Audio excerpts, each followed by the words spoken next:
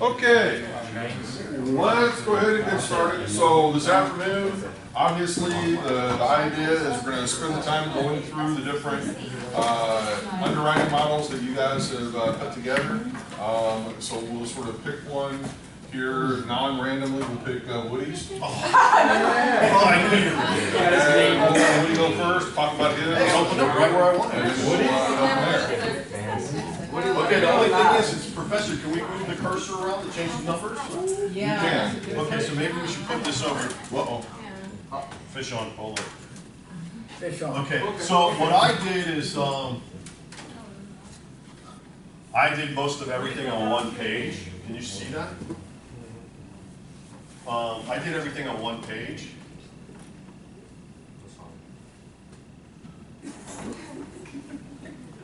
I did everything on one page, and I built this weighted, these weighted scores based on what I thought as a, if I was the bank, and it's driven by these actual inputs. So anything you put in here, it gets weighted, and then actually over here is the cash flow model, which it feeds. Because I figured if you were going to be on the other end, and on the second page is the loan calculator that Professor, and this feeds that on the second page, and it feeds it. So, for instance, right now we have a recommended approved, but this is an 800 credit score, which you think a person with a lot of money would have, right? But if you put 600 in there, you can see that the weight factor goes way down, and it starts changing the interest impact and impact the LTV, which is over here. You can't see it, but it's changing it, okay? So then if you go to here, and its debt ratio is up using the if function. If you take the debt ratio to 50, You may be able to just double check here. And then, I don't know whether, does it not pull up the... it's okay, I'm all right. Okay. So if you change his debt ratio to 50, which is going up, right? That's a bad thing when it goes to debt. You can see again, it changes up there, and if we change this income, I say, hey, if he's going to borrow $1 million, couple $1 million, he's probably making about $600,000 a year or whatever, I made it up. If you take this down to 100,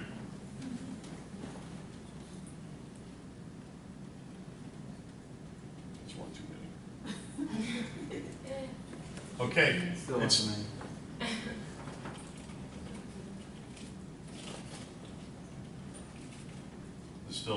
5-0. Okay, so now it's even impacting the interest rate and LTV even more, and look what it says. It says decline because I have a minimum total score that this page and this page calculates, which I didn't know these functions until actually in Professor Worcer's office. Thank you, sir. Professor Worcer's class, we were learning the if-then function, and a lot of these functions I didn't know, so I had to go discover them once we had sorry, that's all right. I want this to work. So anyway, I underwrote the property because in regular loan origination, when you're getting a house for yourself, they underwrite you, and then they underwrite the property. So I didn't think there was much difference because if the property's not in good condition, it should be weighted. So in addition to that, so if we change all that back to, or if you put 750, it doesn't give the same weight because I have the if-then function. It's 8, but if you go to 800, you get the total. You get the total weighted factor. Okay, but I think I only have it going up to there, so let's put this all back. Investor experience, I thought that was a big deal. If you take it to 3 years, it changes it again. So over 5 years, I think that's the target. 25. And I'm not quite sure if this is what the professor wanted, but I thought it worked out really well if you're going to do quick decision making. And then over here, this is fed from the actual asset model. So those are given from over here. So if this changes too much in the asset model, it will automatically go back over there. Does that make sense? Explain the last part. If you change, once these weights start changing on one side, it'll go to the model. It'll go to the model, and as that rate changes, it changes the other rates and this on the asset side. Everything from here down is the asset. Okay, so if the location is, I have it as a C location. If it's an A location, it will. If it's an A location, I don't know why it's doing that. Oh, that's because it's a number. Okay, if it's an A location, it will give it a full, and then this is the only other one, condition. I put fair condition if it's a good condition. So all these things interact, and you can see that over here that the score goes up and down with any factors that change over here. And as these change, it changes the cash flow, which feeds back to this. This is the loan, the percentage, the operating expense. If you change that over there, it will change the whole model on this side. So the mortgage is tied into the cash flows? Yes, Okay. yes. And then say you change this to 50, then you go over here, and it's impacting here, where it's 50, the score goes down. Because as your ops go up, the score is going to go down. So I don't know if that's what you were looking for exactly, Professor, but that's the way I interpret it. So this all correlates. I'm not an expert at Excel, but I did learn a bunch. So you talked about using the property level and then the borrower. Do you tie those in together, or are they separate? No, these are tied together with these factors, with these two factors that you see here. It equals over to here, and that's how you get your decline or approved. If it goes below, let's look at this cell. Oh, that one's together. Okay, here, this one. That's how I did the. Can you guys see that? Yep. So under 6? Under six, you're declining. Why 6 the threshold? I just made it up. Okay. No. Does that make sense? Yeah. So if this goes below 6, it's going to be decline. So anyway, that's my model. Okay, so I got distracted obviously because of this. So basically, the way I'm interpreting, you've got a property level sort of evaluation, and you've got a borrower level Yeah, I evaluation. underwrote both sides, And because then- that's what they do in the regular. And then you're merging those two together. Okay. Yes, sir. All right. I'm with And you. as it changes, if this changes to your actual loan on the other side, where, Okay. okay, Okay. I'm with you now. what do you think? Yeah. No, I like it. I mean, but okay. Before you leave, I mean, does anybody have any questions? I have a question. What's on sheet 2? Oh, sheet 2, okay, sheet 2 is the loan generator that he provided, but the thing is if you look back on sheet 1 here, over here, where it says the origination fee, and all these numbers, it correlates back to this sheet, and that sheet feeds this sheet.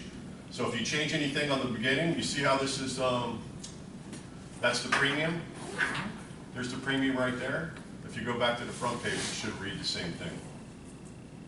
See it right there, plus the fee. And then the prepayment is similar to what our original discussion was when we worked on it. The effective cost, the year 60 month, and then that gets fed from sheet 2. Because if you go to 60 months, I believe it will give you that right here. Right here. So I just tried to put them all together, and so that it had one big wrap-up picture.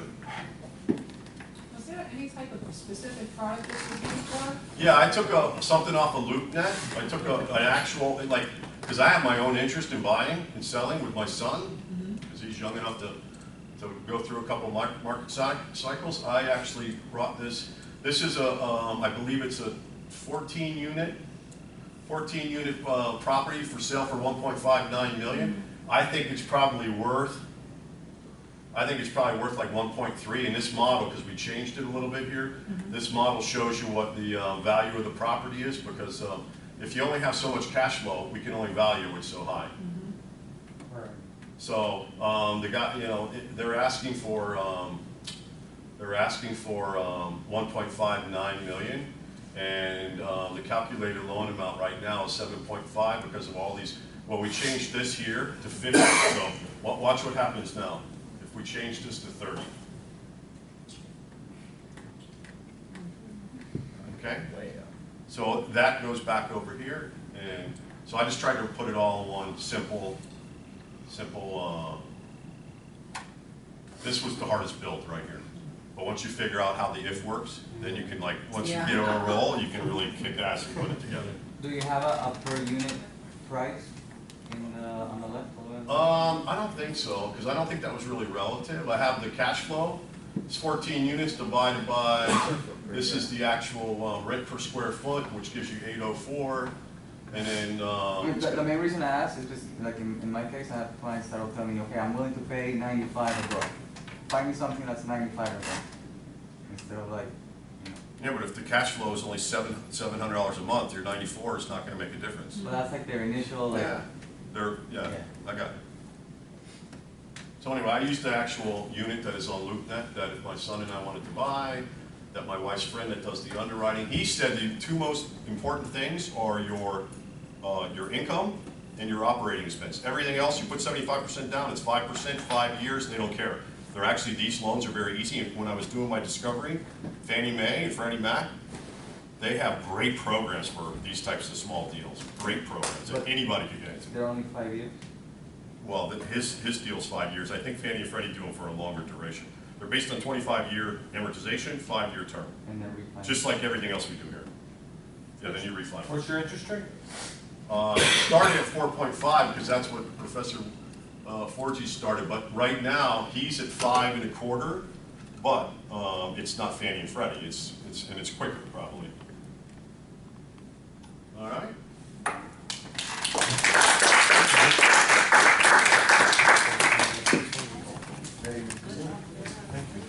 It was fun. It was fun to do. Yeah, it was fun. That's all right.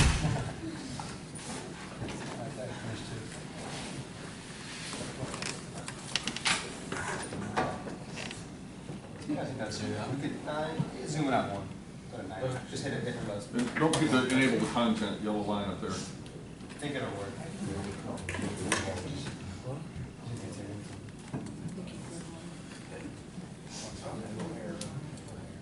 All right, guys. Alex Cohen, Nathan Johnson. This is our retail building model. Pretty basic. Basically, we just had a table here, and me and Nathan just basically brainstormed as many factors that we thought were relevant for a retail building. You want to go through some of the factors and just why we did it?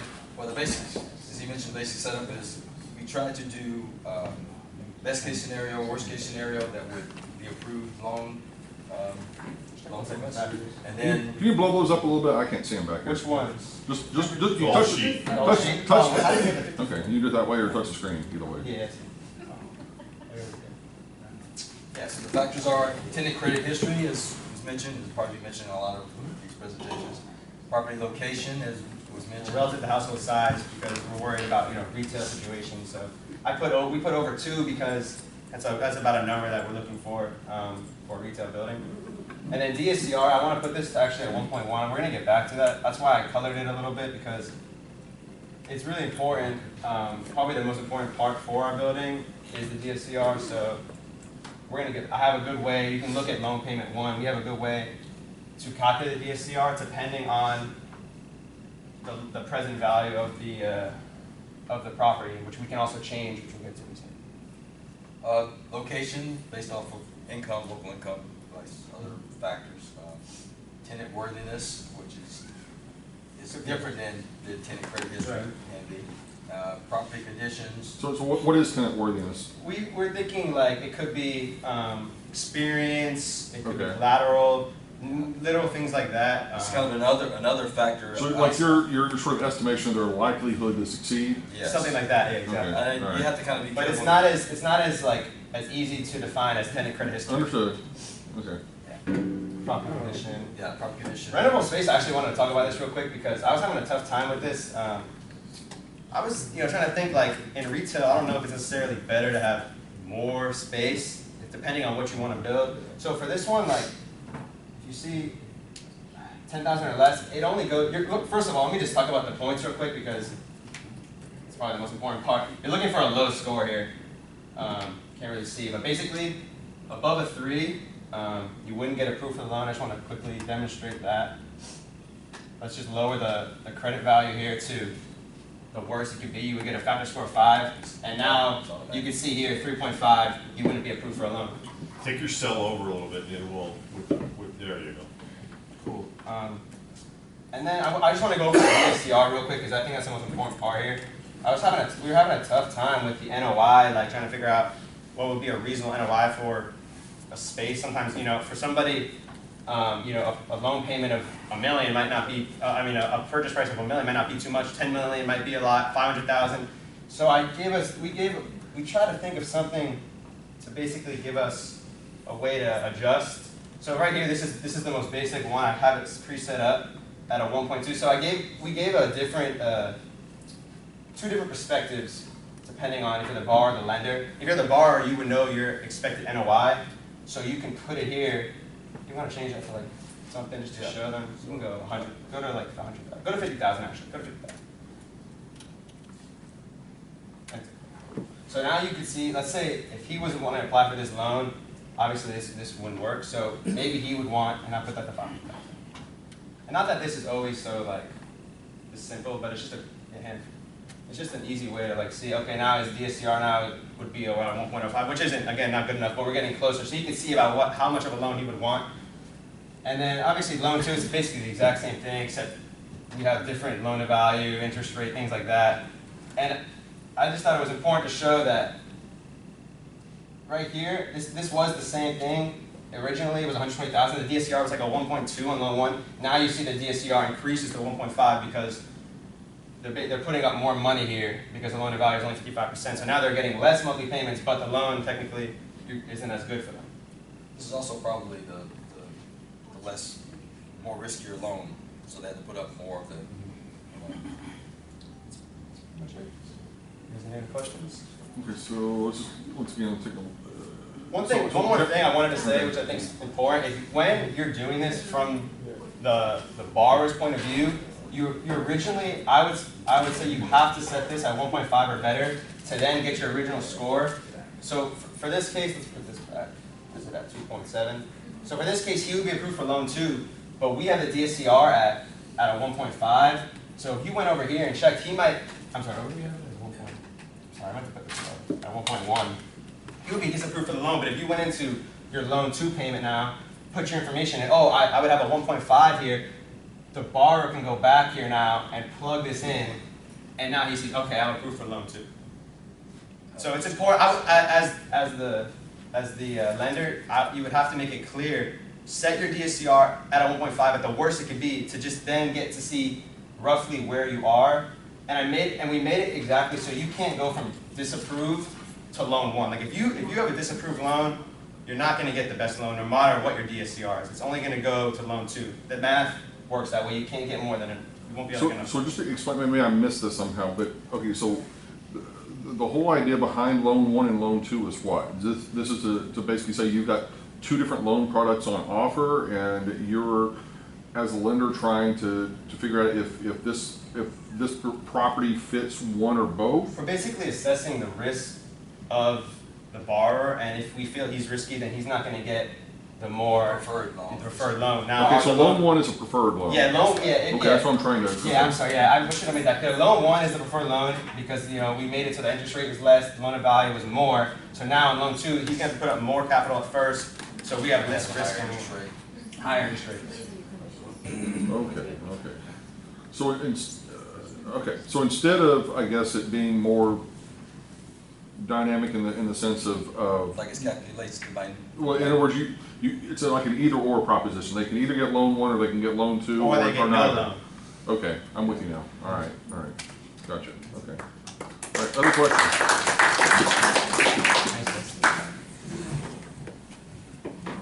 This is set up to evaluate any property?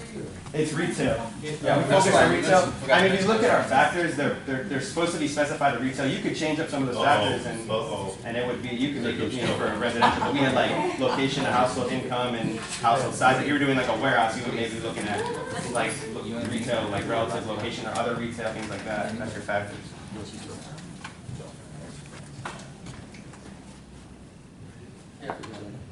So our product was a 2-tenant office building, and it's gonna be a 24-month construction process. And so what we did to begin that is kind of look at some of the costs associated using a cost estimator, and Brandon will show you now what construction costs will look like. Yeah, so this is the construction budget that basically our borrowers are just gonna give us, and this is all, this is all the cost that's gonna go into his construction of his office.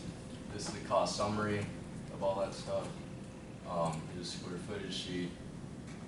All these tabs are feeding into each other. This is more construction budget, more itemized. Construction loan draws. Take inspiration. Then our final balance at the end of the second year, we position for a detail breakdowns. These are like the draws.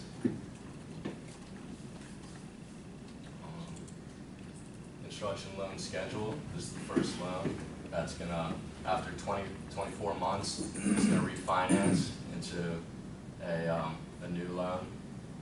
And yeah, so this is the 30-year loan that's gonna refinance into. And then we did some stuff from the borrower side, some pro formas, and this is cash flow. Next one's pro forma. Yeah, pro forma. So what we were doing is underwriting the risk of the property after we transition. did it on both sides, and then rent roll. 2 units, NSU, and total 10,000. We have a common area. And what we chose to do instead of charging each tenant common area fees is we deducted that from, we had it included into. Yeah. So some of our inputs that we can mess with is we did it based on debt coverage. For the main criteria for this is based on the property rather than the borrower. We found it difficult to kind of work in some of the models that you guys did on creditworthiness and kind of adding points. So it's really based on the ability for the property itself to generate the necessary cash flows. So we can see that if you want to adjust some of them to make it DSCR. Yeah, that's because I just made the rent 0. Yeah.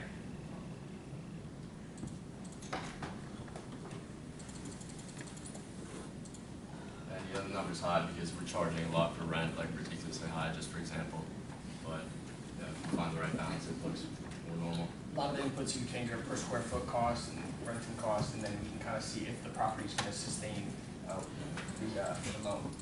Yeah. But what happens if your tenant has to build out after you're finished building that first year and you don't have any income? We didn't model TI into this number. You can add it quickly.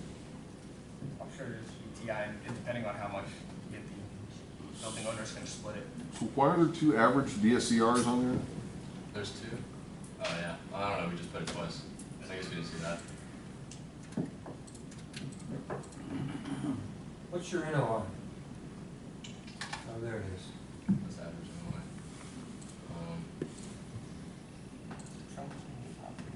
anyway. So what was the decision-making rule then on the very first spreadsheet where you get to the yes answer? I mean, what is it based on? Being able to cover You're debt able to pay service. the, yeah. Well, I understand that, but there still has to be a decision point.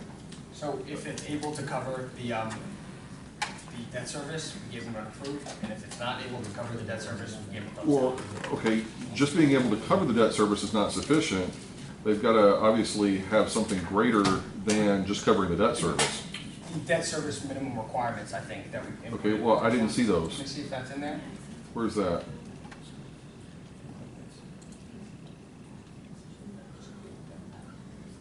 So we averaged our NOIs and to see if they were greater than, I guess it was just simply greater than the debt service was what we. Well, that doesn't make any sense. I mean, just saying that it meets the debt service, I mean, every lender's gonna want some sort of a cushion, you know, so just saying that it met the debt service is, I mean, it's just like saying, okay, yeah, I'm generating just enough revenue to pay you.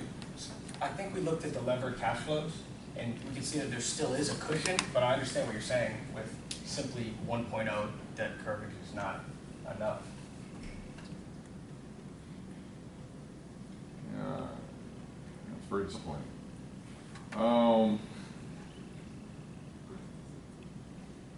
Change some numbers, make them dance.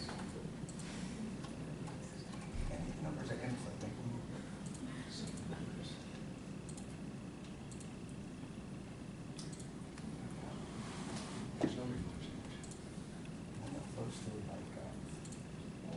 Yeah, no, I understand what you did, but that's why I was asking the question, because it just doesn't make any sense to me to have done what you did. I mean, you've got a lot of information in there, without question. You've included a lot of information, but I mean, it's like you seem to have missed the fundamental portion of the assignment, which was all about coming up with how do you make the decision and what are the metrics to make those decisions. If we could use maybe the outputted rate, and then we can plug that into there, it'll still give us the decision based on the rate of a given loan. It's not gonna output the rate, but we can still see if the property, Yeah. the cash flows could get covered with, even with the loan. From what I'm saying, I mean, I don't think you really did what I asked you to do. Okay, thank you very much.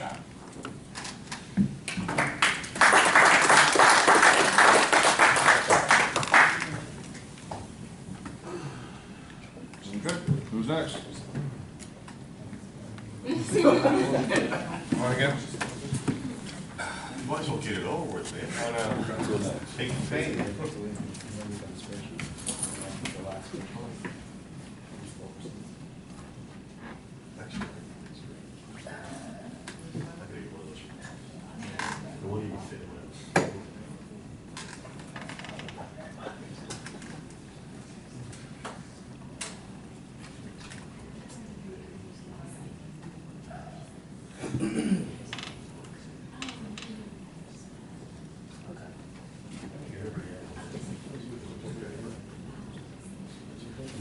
All right, we did a hotel, changed it up a little bit.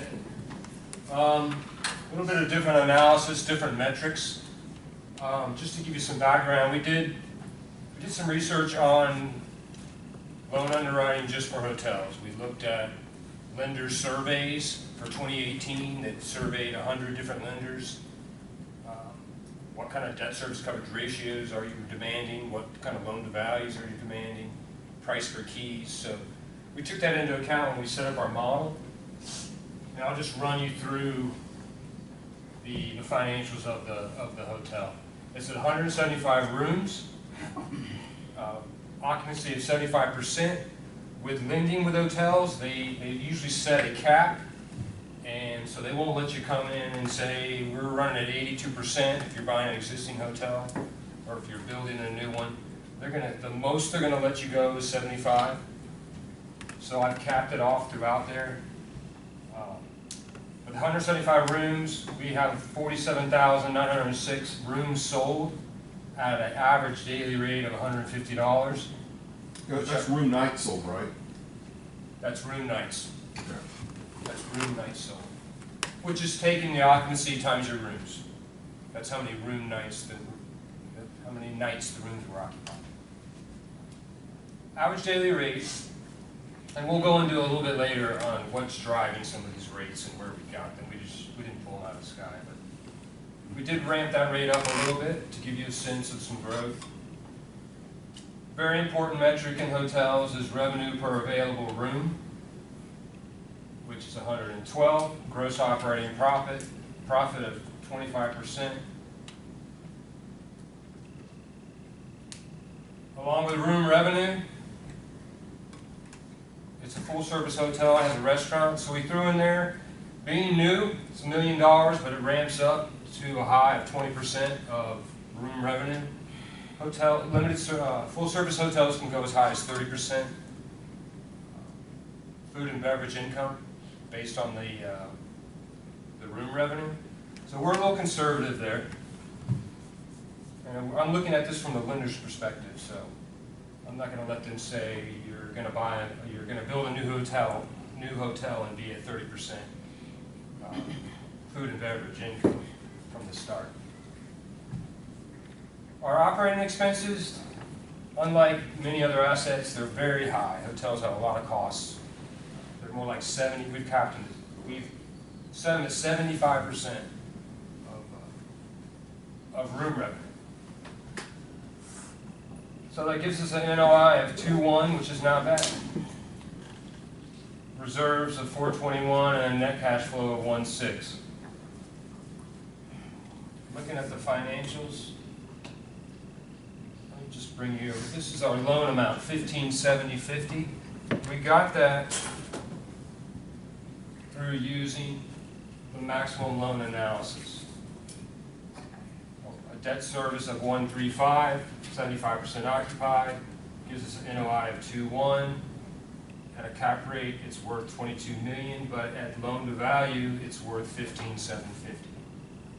So we're taking the lesser of the two, and we're putting that back into our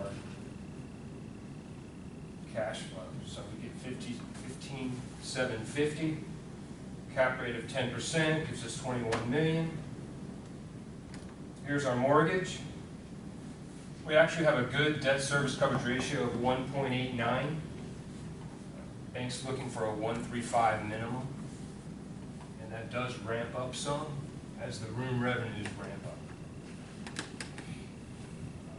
A debt yield of 13% and a lender's yield of 5.8. It's a 25-year amortization period, but a 5-year term. So we're looking at a prepayment at year 5 with a penalty of $418,000. Gives us a lender's yield of 5.8.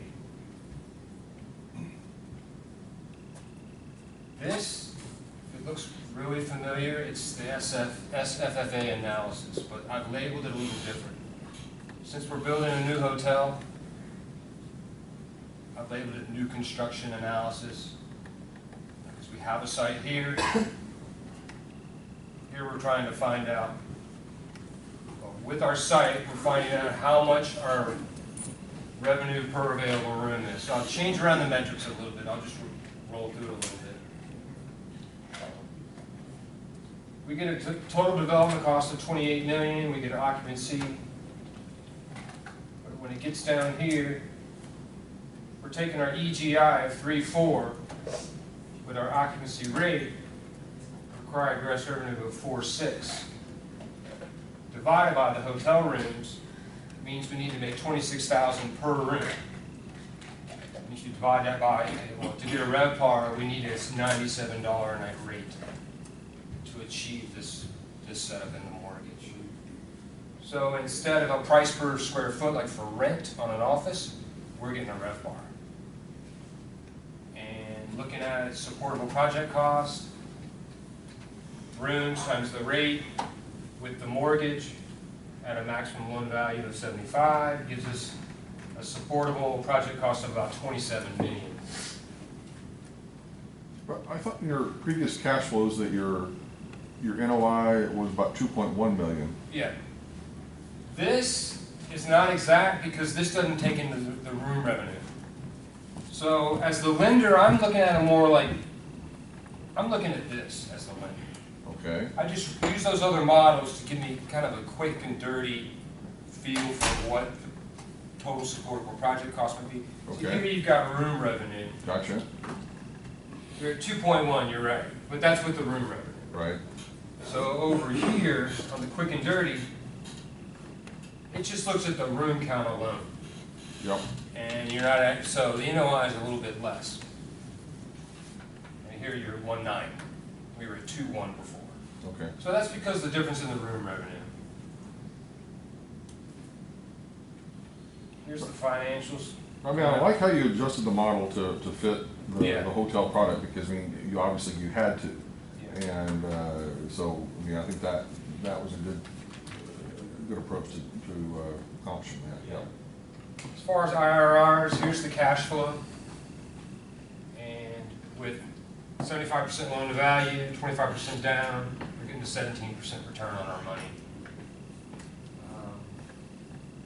You want to go through the borrower's input and the lender requirements.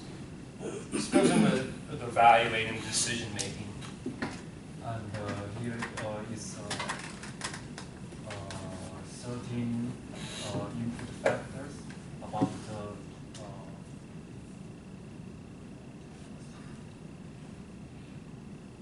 DCR, occupancy, open expense, cap rate, property condition, number 1 to 10. management experience year of last renovation of the hotel, loan to value, repar, then the year, location. Here the location is on the 4 to 1. The calculate is based on the surveys. We find this online about like the best location is Fort Lauderdale Beach, and another one is Coral Springs and Palm Beach, and then Hollywood and Airport, and the West Broward and the Plantation is the best one. And the price per key, and also the franchise and the non-franchise property.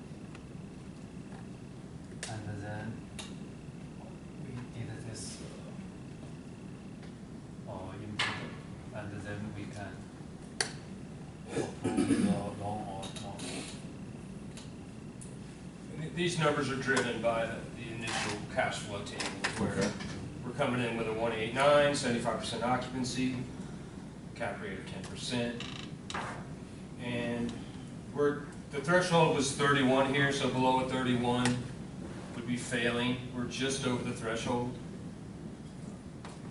We've set it up very conservatively as the lender, because we want it to where if they're not going to meet occupancy, or if operating expenses of EGI is like 80–90%, we want them to fail, because there's something wrong going on there. If for instance, they got 90% EGI, or expenses of EGI.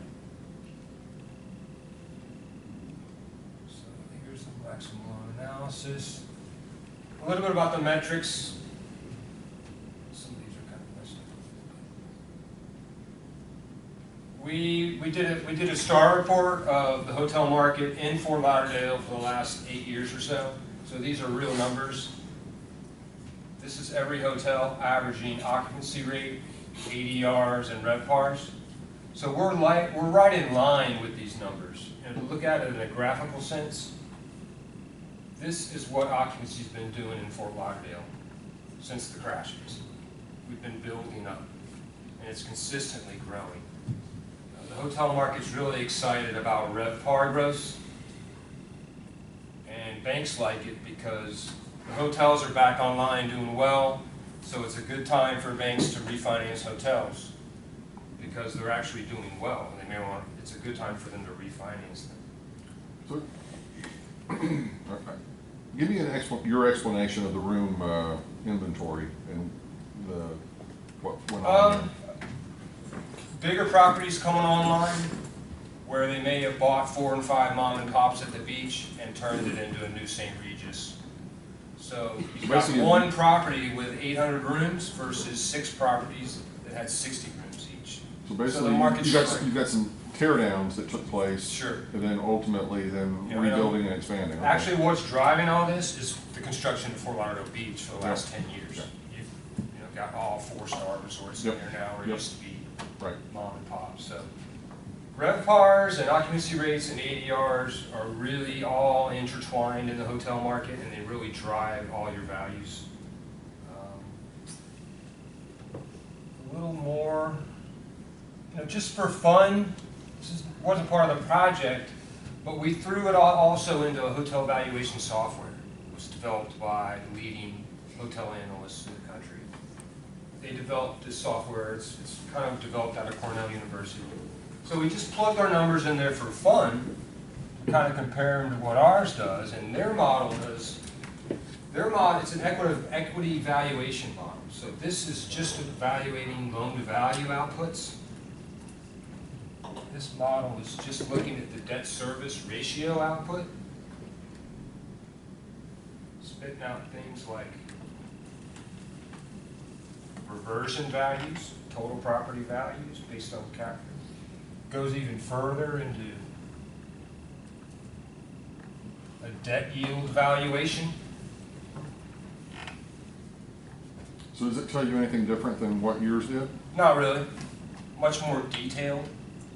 Mine's simple, but I just did this for fun and wanted to show y'all that there's valuation software out there just for hotels because they're a different animal, and And the big thing to point out with the hotels is that, you know, you're valuing really more as an operating business than you are really as a real estate venture. Because they do have those other revenue sources of food and beverage and other ancillary fees and charges, and so you don't really look at them as a traditional sort of bricks and sticks, and the mistake that some people make is they think, oh, okay, well, they're nothing more than short-term apartments, and that's not the case, so.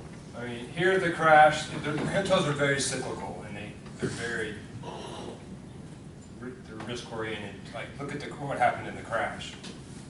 It really affected, you know, the hotels were up here earlier before the crash, and they built back up to that number, but everything was down.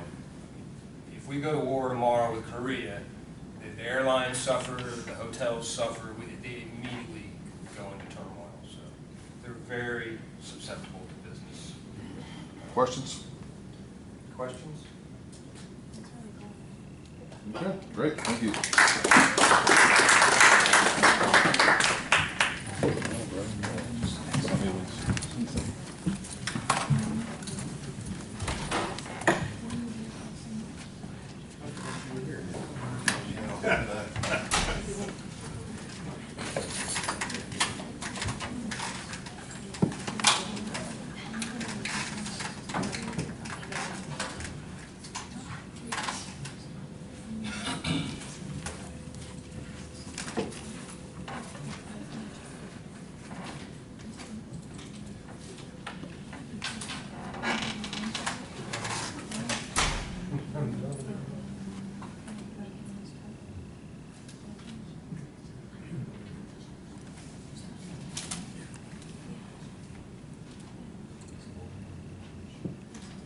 Okay, Bruce, you're going to blow it up quite a bit.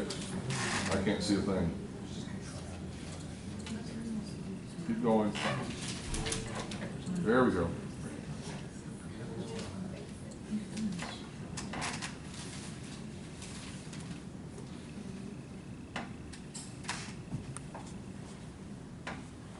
Okay, so we're underwriting the acquisition of a 6-unit apartment. Identical units, 1 bedroom, 462 square feet per unit, with a decent amount of rent of $2,300, $61 a foot, and that gives us a total income of $169,000 a year. The terms of our loan, a 10-year loan term, 1.25 debt coverage ratio, 70% loan to value. Okay, and this is really just an overview of the entire deal. We're going to go by step to step, page tab by tab, and explain how all this came together. So we have our potential growth. These are the assumptions for this property and the market. PGI of 169,396, and that feeds from cell G8, which is this bad boy right here. This property is totally leased up, doesn't have any vacancies. We have estimated gross income of 169,396. It doesn't have any other income.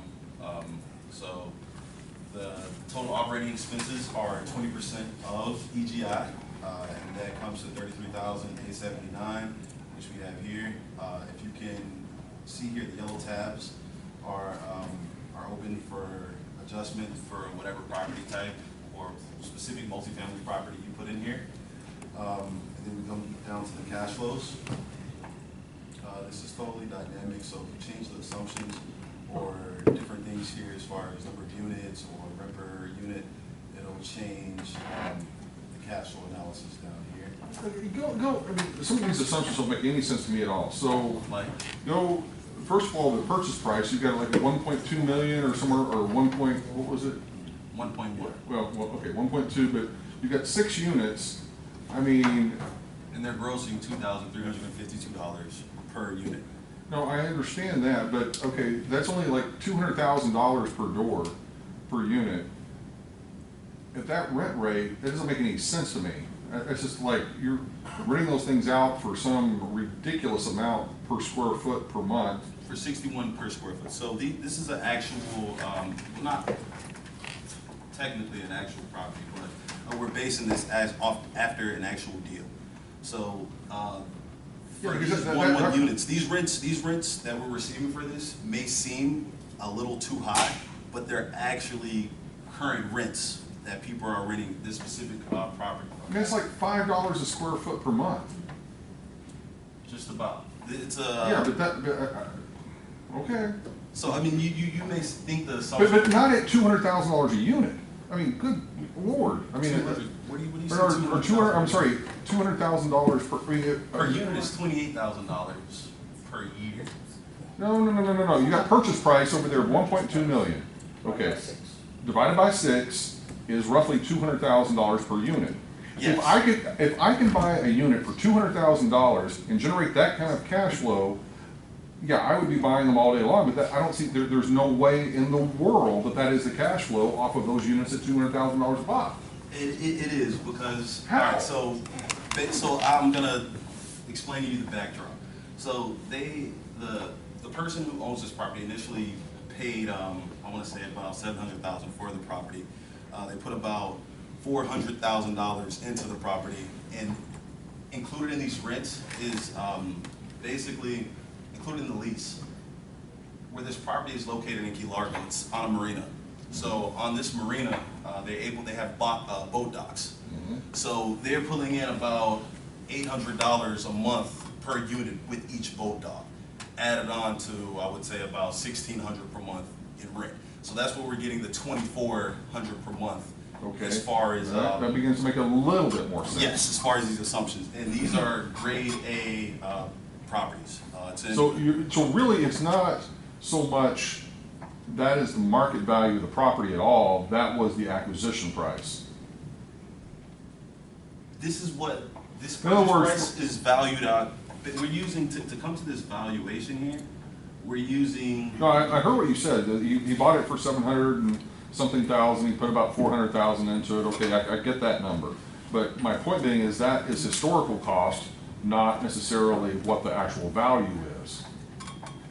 There's a big difference. Yes, there is a big difference. But if you, how I came up with this valuation, I used the debt service coverage ratio, and basically based off the cash flows, I use the annual or the monthly payment to get a loan amount that you could use based off the cash flows. Like you see what I did here? To get a present value of the loan. Yeah.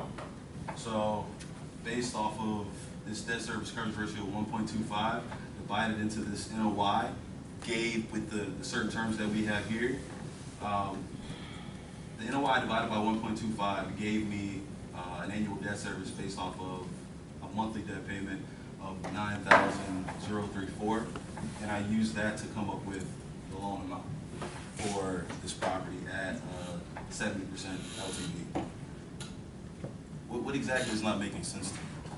Well, I would think that, okay, if you are indeed receiving those level of rents, I would assume that the value would be dramatically higher because your NOI, I would think would be dramatic. I mean, I see what you're saying. It would be around like 2.3 million dollars on the actual valuation of the property.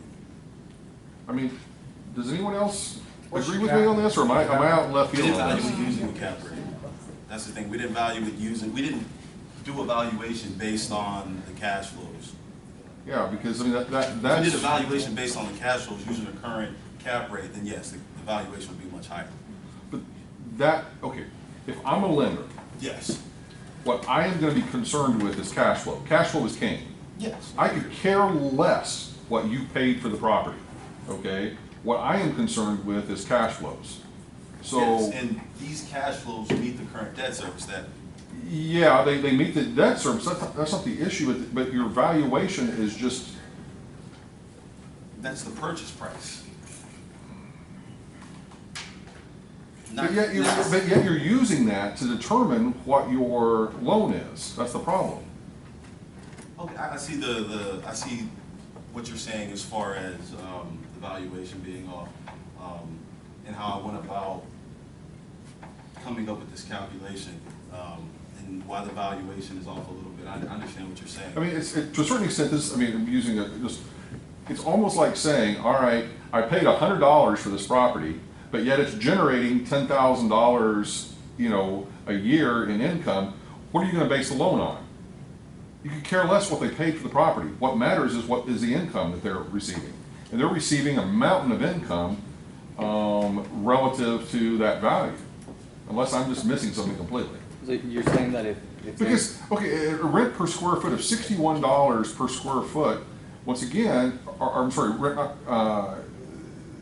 that is in essence like saying it's $5 a month per square foot for multifamily, which is ridiculously high in any market. I mean, downtown Fort Lauderdale would be $2 and something cents per square foot per month. Okay, so we're saying that this is double that? Yes. Okay. If they, I have a question, but if they included they're saying a Dockage. dockage. I know, rate with and it, I'm so- saying that explains part of it, but still it doesn't explain the full valuation. I would have put the dockage in the ancillary Yeah. income and For then other brought that income. down, Yeah. and then it would make more sense. Yes. Okay, move on. Yes. All right. So here, these are the assumptions.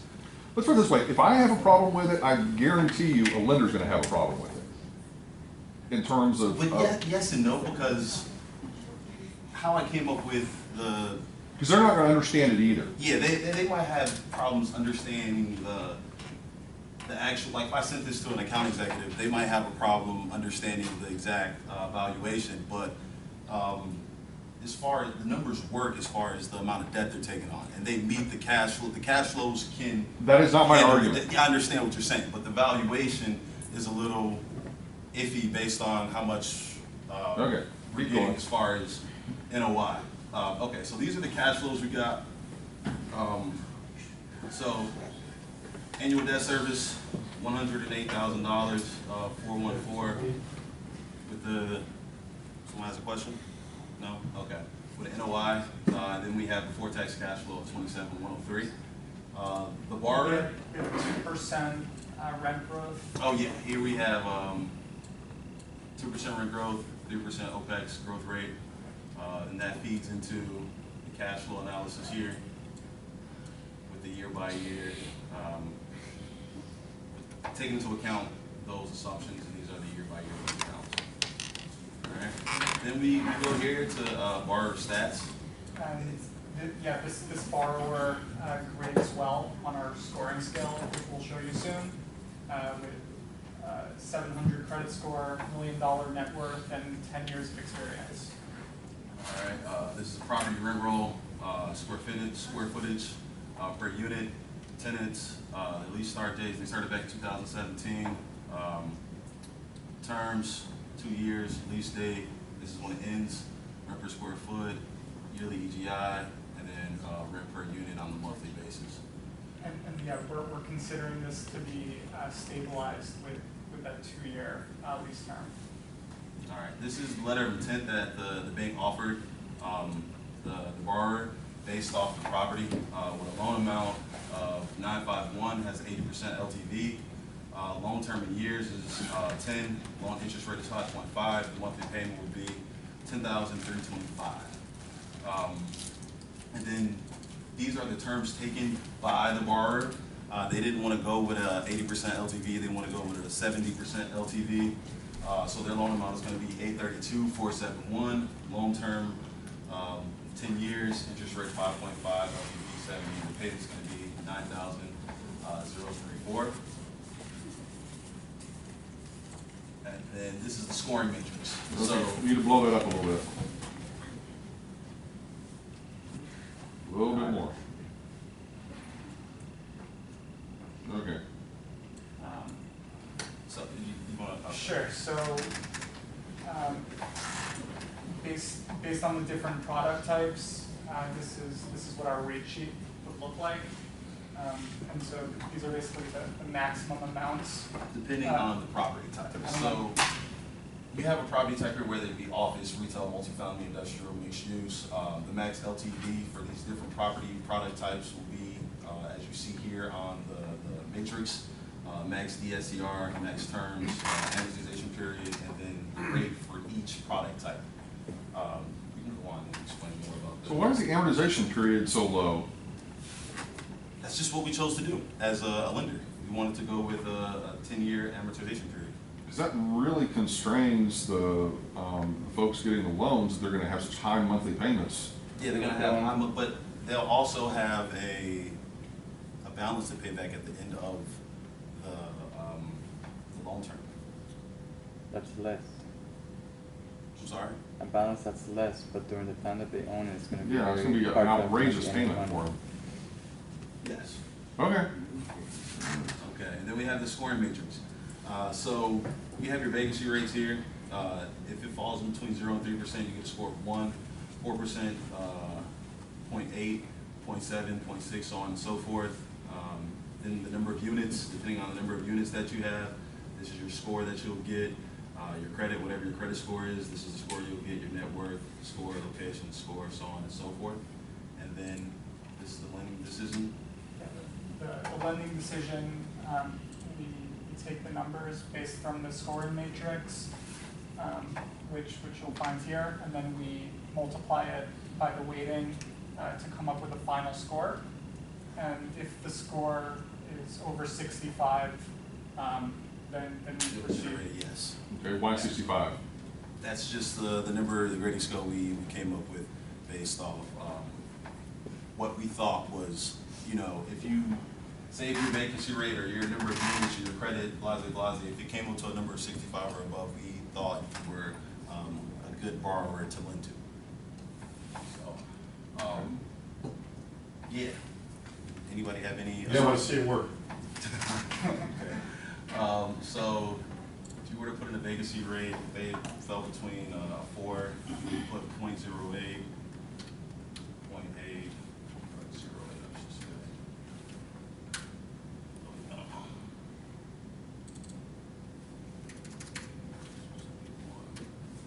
Now you have to go back to the scoring matrix and look it up. So if it was to have a vacancy rate of 4, it would be, the score would be 0.8. So you go to lend decision, you need to put 4 in here. And then it applies to it and it changes the weight of it. If you, can you go below 65? Oh yeah, you can definitely go to 65. If we were to change, but it's based off the scoring matrix. So if you have your number of units, we put say 0 to 1. If we put 1 here, that changes that bad way down because they're getting 0 points for that one if their credit score happened to be say below 600. We put a 0 on this bad boy. Or we put in 500, say 550. Well, there you go. And then you get a no, so on and so forth, based on the scoring matrix. Yeah, and then that's the model. More so, we spent a lot of time on just this bad boy here, because if you go in here and look down at the scoring model, and you look at this formula, you get kind of in depth, more so. So basically, one of the models that Dr. Forgy gave us as an example, I looked at exactly how they went about creating that formula, and then I made that formula to work within our model. So yeah.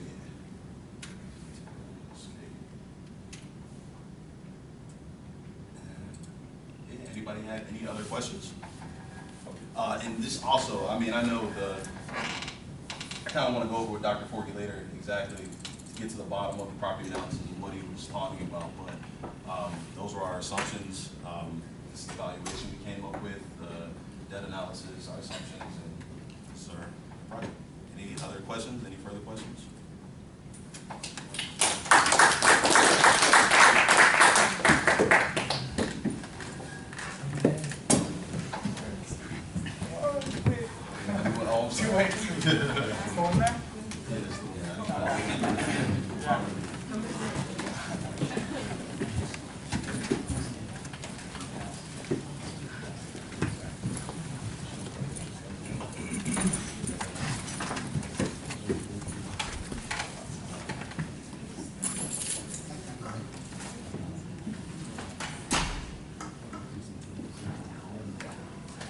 Hi guys, we are actually only going to underwrite storage facility loans, and initially I'm going to start out discussing how we actually came up with the various factors to place different types of loans.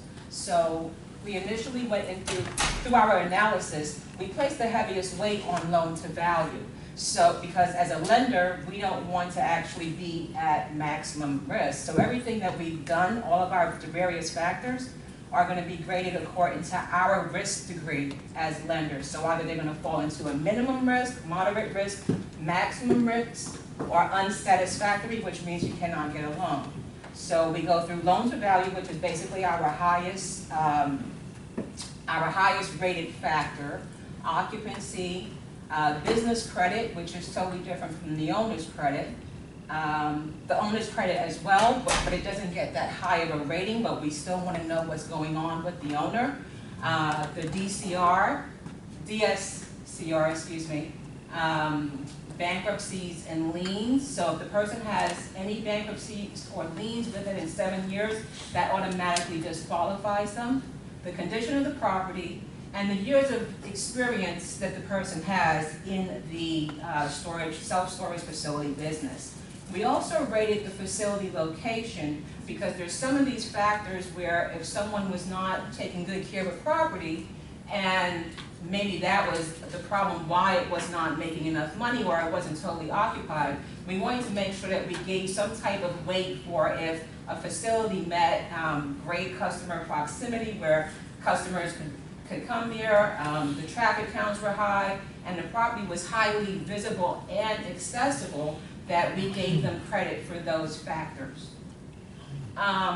So these are our adjustments. We actually used a small business loan, small business administration to come up with basic loan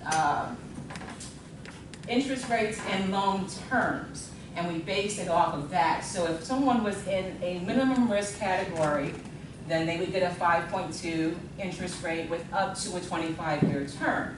If someone was a moderate risk, the interest rate increases. If someone has maximum risk, they'll get the highest interest rate that we give, and we're only going to offer them a 10-year term. But the kicker is that we want a 5-year opener, which means that it's kind of like a balloon. So you got to pay it back in after 5 years. So now we're going to go into how we set up our factors. So, as you, don't do that. Way too much work goes in. Let's see. I'm trying to figure out how to do this. Zoom out. No, just use the clicker and then do the drop down. Oh. There we go. So we focused again on all of those inputs, and we actually did a drop-down sort of situation, so we could have the different various factors plug in, and then you can see it places on based how much we based the weight of that criteria for that type of For the factor. yeah, my brain's just dying right now.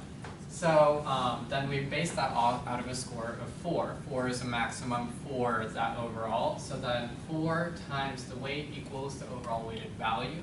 The weighted value, we have a minimum of, I believe, 2.4. 2.65. And so you'll see that we have, again, the input weight, so you can see how much it matters, like what each of these matter, not only just based on the weight, but visually, so then the person that's coming in for the loan, they understand why they might not be approved. So let's play with the numbers, and we'll say, okay, lower numbers, occupancy will drop down, and you'll see it switches to denied. So not only did we have it below a certain amount, it changes the color, and also it shows you how much you're missing out of the criteria for what we're looking for. So again, if I was to switch this back, you'll be able to see how much better of a term you are. And the closer you are to having a full circle, the better of a client. Yeah, I love that. That's great. On the next sheet, you'll see that we've created basically a sheet, a loan amortization, and it includes the expected cost of borrowing, kind of set up like what we did last week in class, but everything on this sheet changes according to LTV because LTV was our highest rated factor. So the whole sheet alters according to whatever the LTV may be. The DSCR alters depending on if you have a higher LTV or a lower LTV. So if you have a higher one, you're obviously going to have a higher DSCR. And your payments are going to be higher, your interest is going to be higher, so this whole amort schedule fluctuates according to the LTV. And you're pretty much, that's it. If anyone has any questions, we're... So what's in the data input tab at the bottom? Oh, that's just our. That's our back sheet that back feeds sheet our that feeds this. data. So then you can have the drop down kind of menus. Okay. Can you kind of just go to that tab for just a second, just so I want to kind of, so is it? It's nothing, it's just... I understand, I was just trying to see how you did it, okay. Gotcha. I did do the circle thing, I really like that. Yeah, it took me hours, That's but I really figured it amazing. out. And so what I did was I found this function called the donut. Okay. And you can also do the if-then formulas into that. And when you do that, then you have the different criteria that you plug it into, including color. I will tell you it's extremely, extremely finicky because I had to do that same thing 10 different times before it actually worked. And when I did, I said we're not changing it. Can you double So click on there it? it is. Can you double click on it? Does it show like everything, all the work? Let's see. I don't know if it'll No, it do doesn't it. show it. Kind of. Suze. Yeah. That's really cool. And neither one of us knew Excel when we started this. Yeah. So, First time using Excel was this semester. Very good. Doesn't show.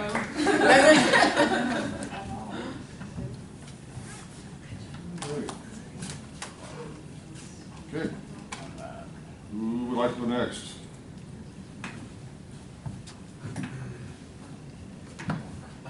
Okay, who doesn't want to go next?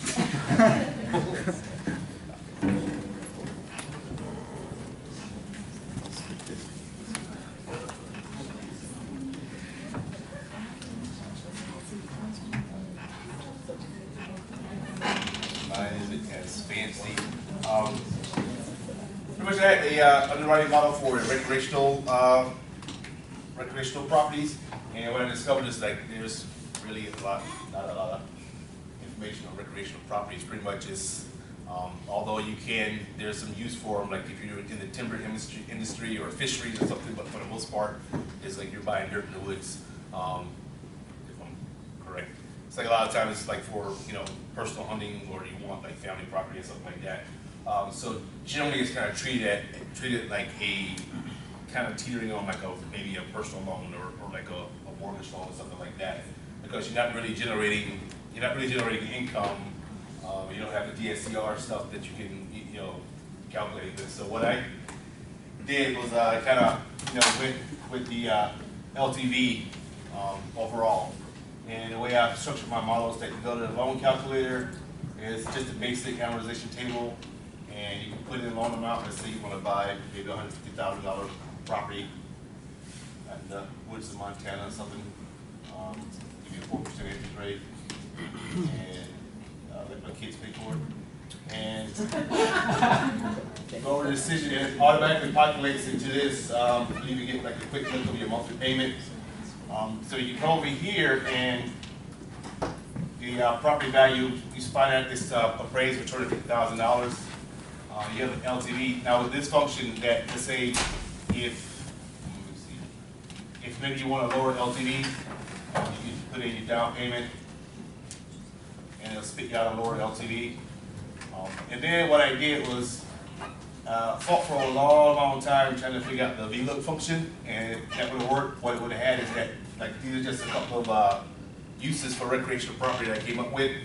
It would assign these scoring factors to each one of these as you pull it down and put it in. So let's say the high end of recreational in a theme park.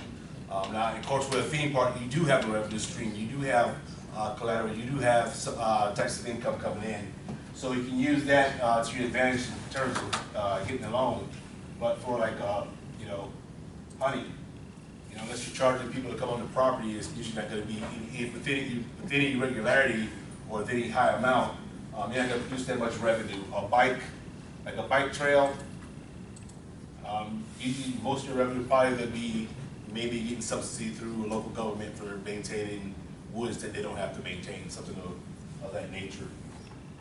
But regardless, like each one of these, I gave it a score, kind of like a little multiplication factor. And what that score does is that it weighed with the LTV, and it gave me a lending risk for the lender. So if you have a somewhat low LTV down payment, and let's say you're opening up something maybe like fishing recreational, because you could probably leverage that, and it'll give you somewhat a better lending risk for the lender. If we put that theme park there, it'll give you a little bit more towards the green, so it kind of, as your lending risk goes down, you know, push more towards the green. Let's see, I can put the no down thing there.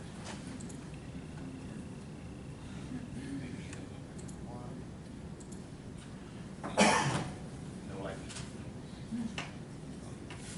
questions? So, is there any inherent value with the lending risk? I mean, does that number mean anything specifically? It's just other than just it's multiplying one thing by another? Pretty much. It's just a quick look for the lender saying that, okay, the type of property that he wants to acquire, what can we leverage off of that property in case it goes belly up? Right. If he has, like, you know, maybe fishing, there's some water involved, so the price of that property is a little bit better. So with our minds, when we look at it, it's worth a little bit more in case this goes south, rather than just campground. Okay. You know, what was in your clipboard tab down there? Just the junk I used to try to populate the pull from everything. Okay. I was trying to set up a VLOOK function. I was trying to do it, pull it down and assign the value at the same time, but it was.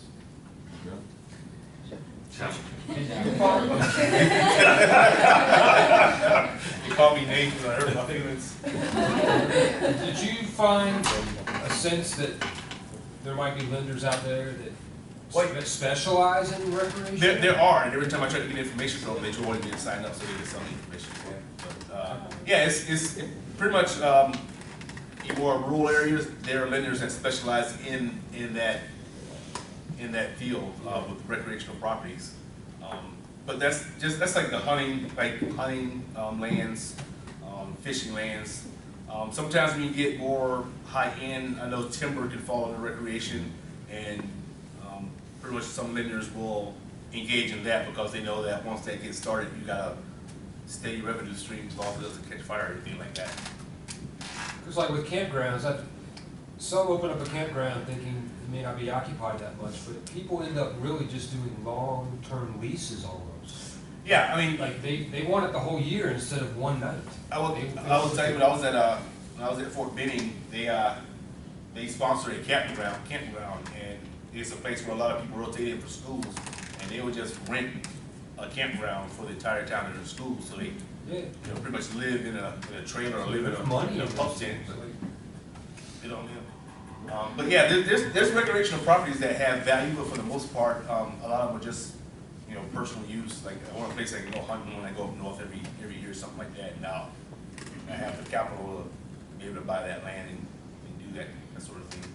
But like I said, the most high-end recreation use is going to be like a theme park or some other kind of park where it's generating income and generating revenue stream. Like a water park, would that be recreation? Anything from Six Flags to like the Raging Waters or whatever. Yeah.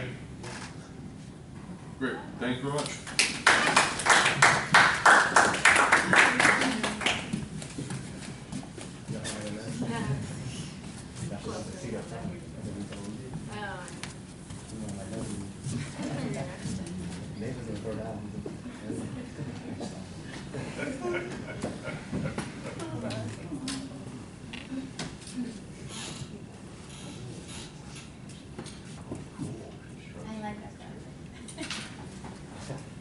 Hi, we're A+ Construction, Adriana and Alana. Okay, so a hotel came to us. They want to build suites into their hotel. So if you see right here at the top, they gave us a breakdown of how many rooms they have by the room type. So they have 3 suites thus far. The square footage is next, the rate, daily income, and the total. They also provided a profit and loss sheet. Should I probably have this?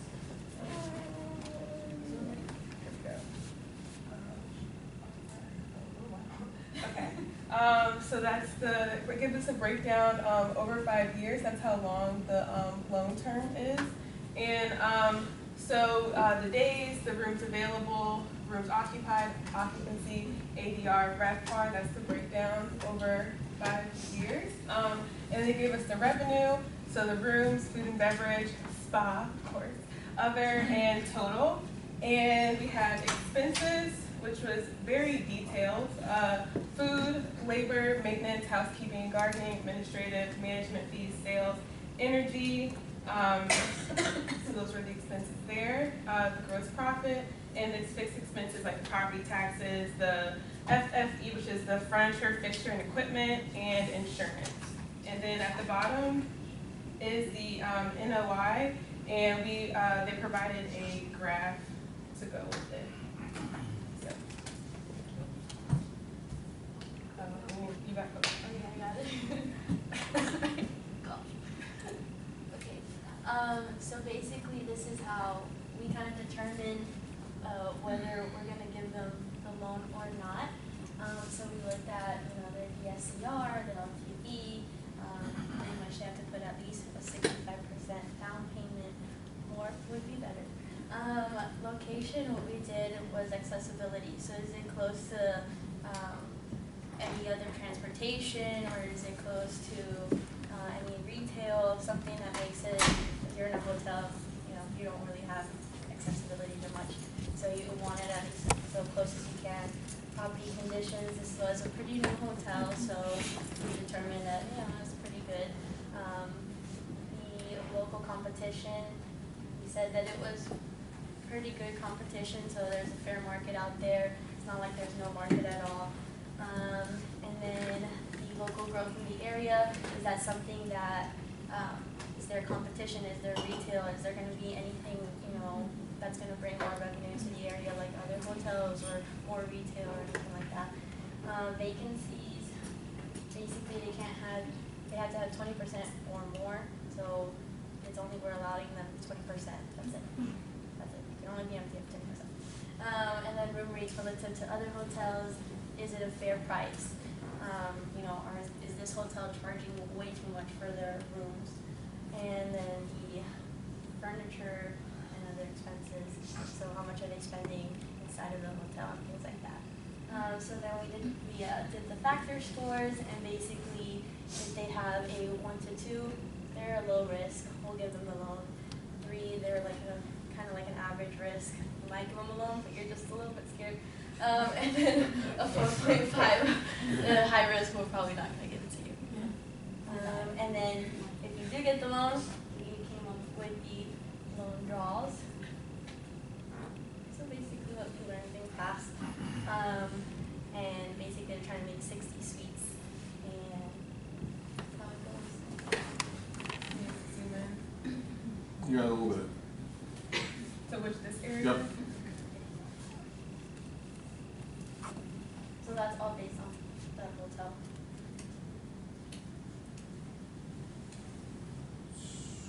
I'm a little confused. So why only 40,000 for land acquisition costs? Well, this is the input. Yeah, that's something that we can change. It's adjustable. Yeah. So is that 40,000, from what it's calculating, that's only $40,000.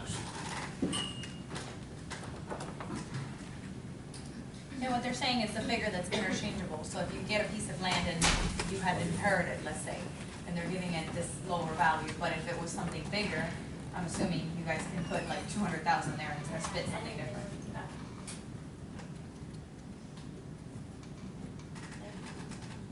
Yeah.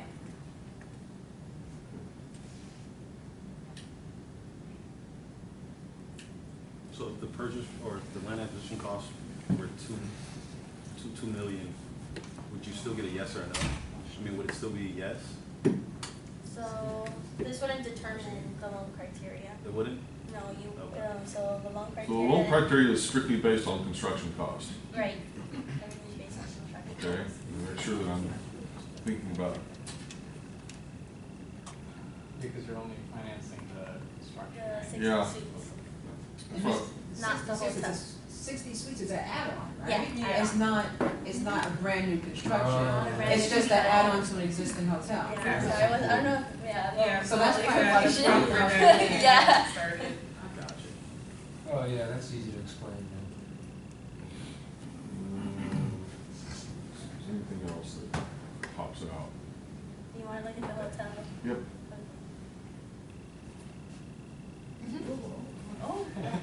Oh, it messed up all our numbers.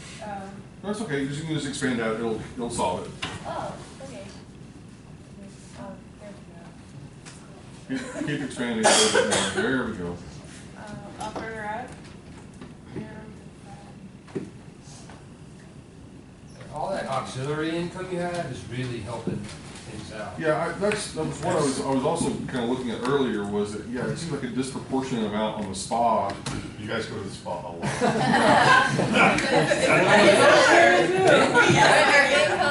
That's the big thing. And we just determined that this spa is something expensive. But in the expense, I don't see a spa expense. Let's be predominantly labor. Okay. Cover it soon. Yeah. Okay.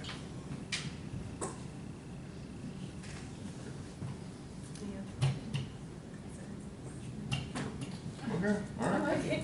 Thank you.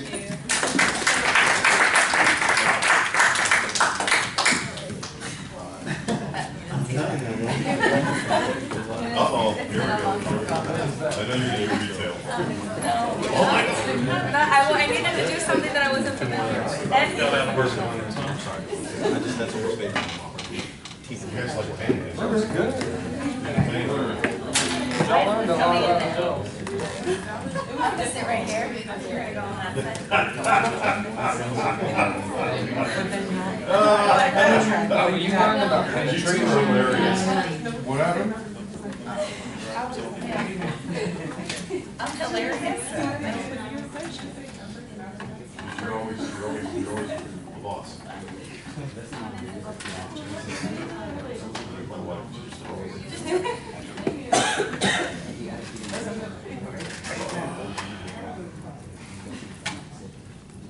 So we decided on something we both were not familiar with. I predominantly do a lot of retail, he does a lot of industrial.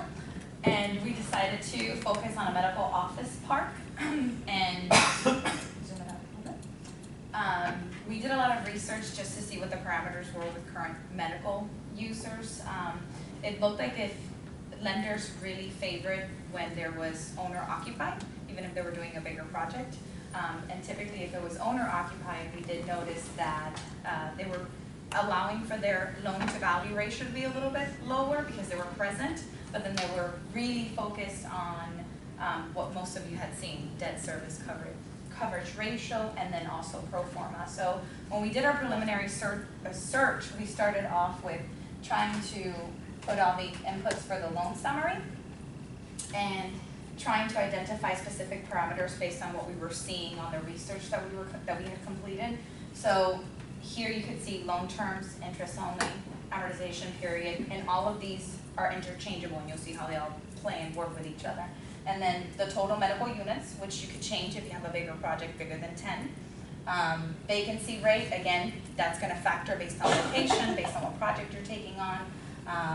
And then your debt management fee, all that is completely interchangeable. And then through here, as you scroll down, these were the minimum set lender requirements that we established. And then this top, all the green factors, then correlate and work with, you can click on the pro forma, with our pro forma. So if you have 15 units and we change to 15 on the first, it's going to automatically calculate it for you. If you change your vacancy rank on the entrance term, that's also going to automatically calculate it for you. Again, your management fee that's interchangeable in the other screen. And then from here, we took out from my net operating income and our underwritten value, and then we brought that back over to our loan summary. And then it actually calculates it for us based and shows us that this is the cap rate we brought over, this is the proposed loan size, these are our lender requirements, this is where we at, and then this interchanges to the next view that Mr. Angelo steps in.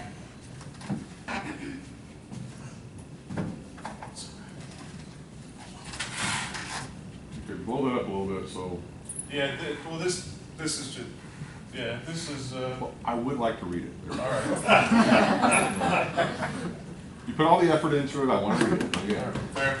So this is just reference formulas that I put in the sheet, so whenever I was going back and forth, I didn't have to lose stuff or constantly Google.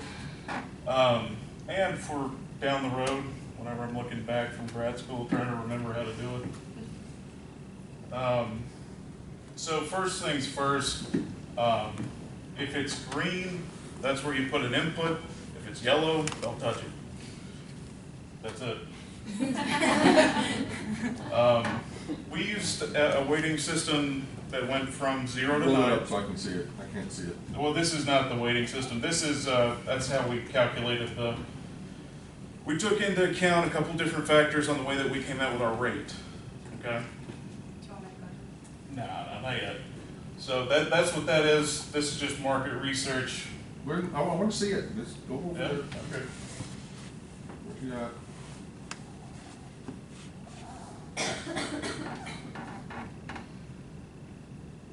Once again, okay, can you just take that, blow up that piece of chart? Here, keep going.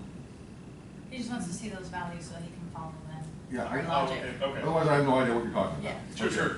So this is just a snapshot of what the, we looked at a bunch of different sources out there. There was, the recurring one that we saw basically was, how we based our, I guess you call it age ranges by spending. So then whenever we change, we did a lot of IFS functions and did greater thans. And we scaled it based on, we gave a greater weight to the populations that have the larger spend. Understood. Yeah. And I... Old people spend more, I get it. Yep. Okay. Yep. You got it. So, and this is just Medicare spending, so that's another looking at the age thing. This is a trend of, like, they're saying that outpatient is growing, inpatient is falling off, so they're reversing. A lot of they're going out to like campus branches is what they're calling them. So like the medical office parks in the neighborhood, not at the campus hospital. Anyway, sorry guys, I'm running on fumes. Do you want to go to the pro forma? Okay, so I do like what you did there. Go back to the pro forma just for a second. I just want to point this out because I do think that was can you blow that up a little bit? And specifically the top. Because I think what you did here, and I think this is a very valuable thing for others to consider as well, especially specifically whenever you have a per unit kind of analysis that you can say, okay, per space or per apartment, per whatever, here is what our revenues and expenses are, and then lumping it all together into the roll-up of, in this case, whatever it was, 10 units, I think. Right. And what do you move on to here? So we'll cover that at the end. So there's a lot of stuff. I learned a few tricks from San Miguel's class. There's a lot of white numbers here that you don't see or that are hidden just for presentation. I didn't think about then trying to go back and find them. That would be fun. We borrowed your mortgage calculator, but we put a tweak on it. Okay. We put an AM schedule in it. Okay. And we also built it out to where you can change out the total in. So depending on if it's compounded, annual or monthly. Okay. Anyway, that's what's pulled over into the loan summary. It's the same thing. This is what feeds in over to that. So it goes back and forth. Okay, that makes sense to me. Okay. The interest rate is, we'll get to that. Okay. Okay, that's what I want to see. Yeah, this is the fun part. Now, can you blow up that far left column so I can actually see it? This one? No, just get that column. Yeah, just blow it up where I can see it. And by fun, I mean that in the most sarcastic way I can. Okay, there we go. Now scroll over to that side of the thing. I've been on the coals on this for a couple of Okay. days. So let's go line by line. Because you looks like you've got some interesting things in there. All right, so we went through, we did an equal factor percent value. Every factor's got the same Why? percentage weight. Honestly, because we pulled so many factors, not any one we felt was, you know, that much greater than the other. Maybe you'll disagree, maybe you won't. Yeah, I disagree. So we've got, before I go through each of those, so our factor scale, I mentioned it's 0 to 9, okay? 5 is neutral. 5 is neutral, 7, 9, that's, you know, your range there. 0 is a flag. If there's a 0, that's a hard no, because that's what we noticed in the best practices, or in those models you sent us, is it didn't take into account that the guy could have an abysmal, just the worst credit score, and the loan could still be approved. The way that we built this out is But actually, in reality, strangely enough, that can happen. You know, that you can have someone with an absolutely wretched credit score, but they're basing the loan on the property, not on the person. Fair. Well, so what we did with the 0 is we built in the ability to say a hard no. If this condition is not, or is violated, then it's 0. And that's a hard no. It doesn't matter the aggregate value of everything. And that was a fun one to calculate in there. So we went through, we've got all your standard stuff, the DSCR, but we got something that's not standard. And that's going to be the first kind of 3 here, as well as... Okay, walk us through. All right, so if you guys aren't aware what opportunity zones are, there's a lot of lenders that are looking at them strategically, right? Now, kept thinking, how do we build it to where it can be strategic, right? Like, how do I have some kind of margin that we can play with to incentivize them to go with us, whether it's a competitive takeout, whether that's in our, you know, zone that we want to invest in, whatever. So, we created a discretionary promotional value. Okay? What do I mean by that? I know. All right. We have to use the bottom slider to go all the way over. There you go. So change that to yes. Yeah. Back over. Is there any way to... Yeah, you just use your finger. So, you'll notice, so there's 3, you go back over here. Here, I got it. All right. So when we're calculating our interest rate, we've got,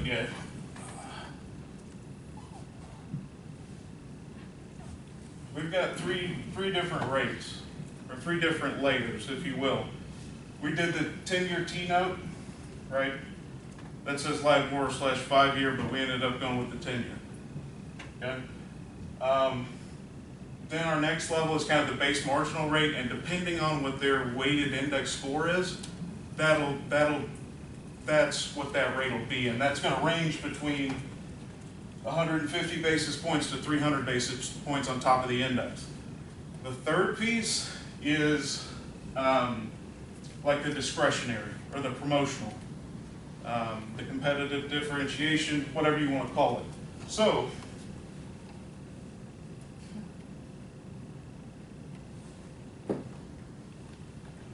when we press yes here, the reason it's populating that, right, and we gave it 100 basis point leeway, you know, we don't want to give our guys unlimited rain. Give away the kitchen sink, you know? All right. So that reduces their overall rate of cost of borrowing, is that what you're saying? You got it, because it's in an area we want to be in. Yeah, I'm with you. And so whenever we say full, so like this, for example, and if I unhide everything, it'll look like garbage, but I show you the back end. But anyways, we got a few different options here. You can't see them. I can't see them. I know. But we've got cross collateralization and non-recourse as well. Okay. So building. So you're gonna have a higher cost of borrowing if it's basically non-recourse. Click non-recourse.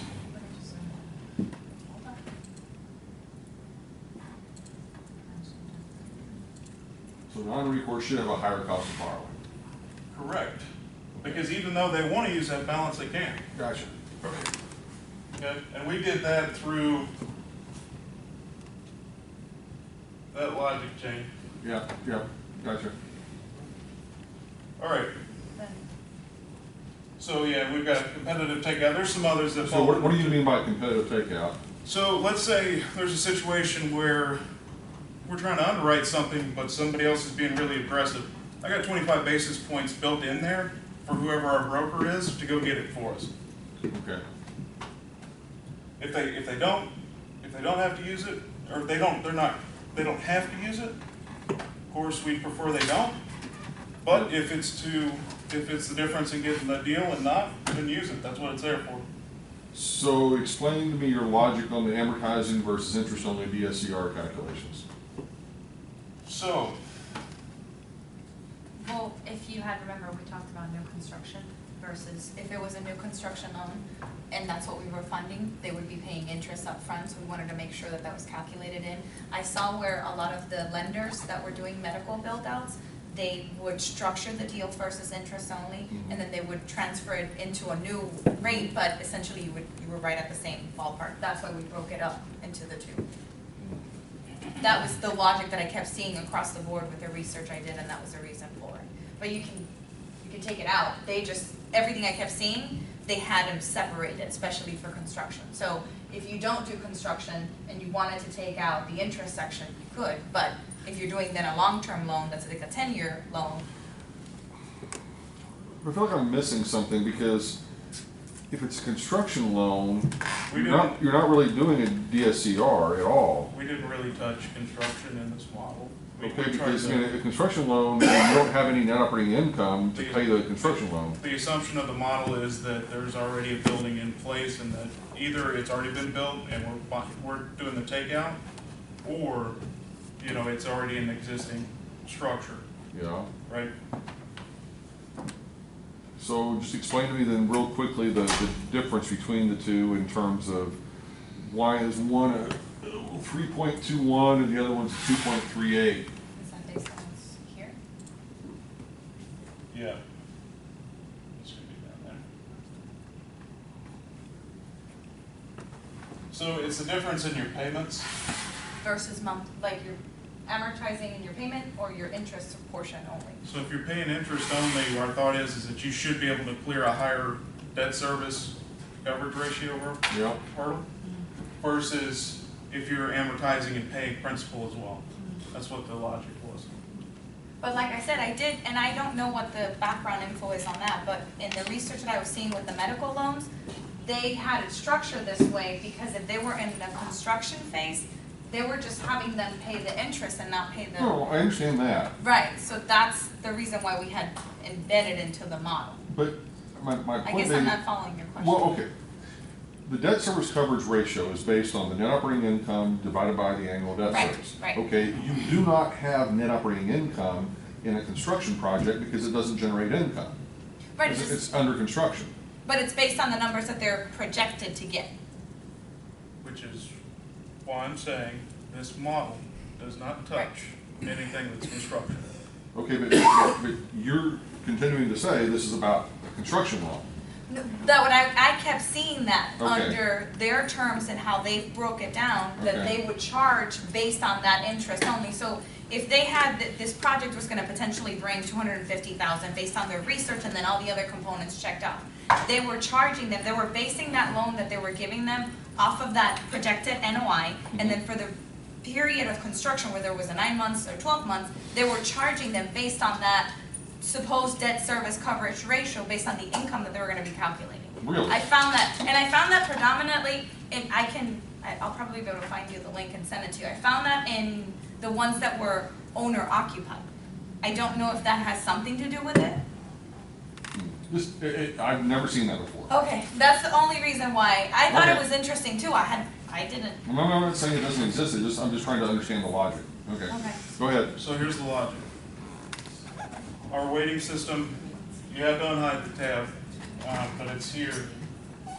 Basically, anything you want when you're looking at it is all gonna be in here. As far as like what we use per range, you can find the reasons to why we use those a lot in the reference section. Yeah, okay, I get it. Okay, so. But you stay there, I actually want to look at that real quick, okay, Alright. so. And that was a tough nut to crack. The LTV, whether it was owner occupied or not. Yeah. Being able to get that in the same. Okay. Can you kind of scroll to the right a little bit?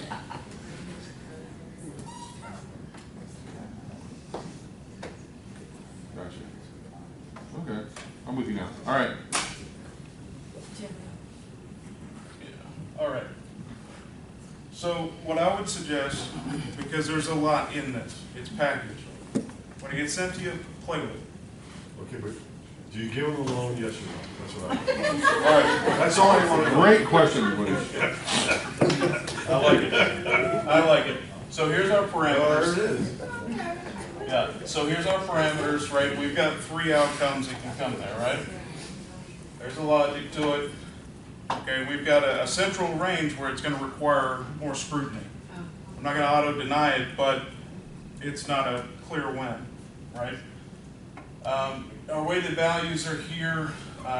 You guys know how those calcs work, but these factors, especially this one, I'm proud of this one, right? But this right here, where it's a low risk, low reward. That's what it's based on. What is that? That is a prop.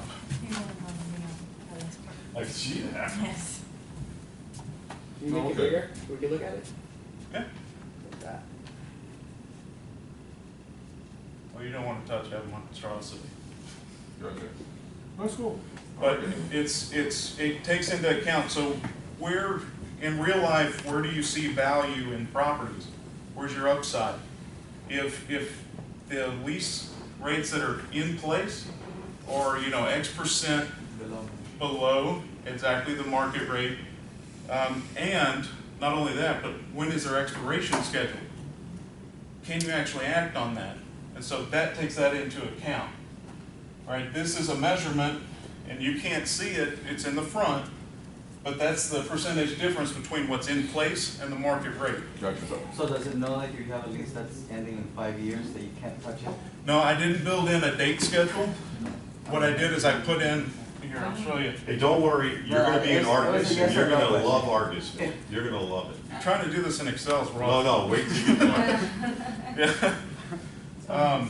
But yeah, so we did it essentially. Where's our?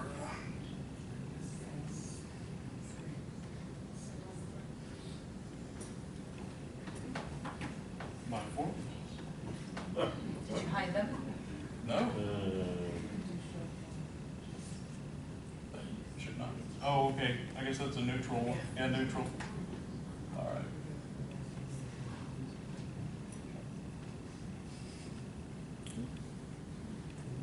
All right. Yeah, I mean, other than that, like, if you want to click through it. Yep, no, that part, understand. Okay, cool. Thank you very much. Thank you. Any questions? I'm done. Let's take that now. Yeah. Okay, whoever wants to go next? Did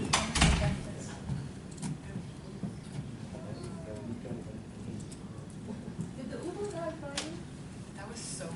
I told him like 10 times, don't worry about it, and he drove back to Starbucks, got my water, brought it up here to this room. Oh, no Yeah, way. we saw him downstairs, we saw him. Yeah, I was like, dude, I told, he called, I was, whatever. Alright.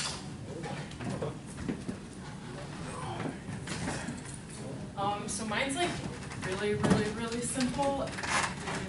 Do is like, I don't even think I included everything that I was supposed to include.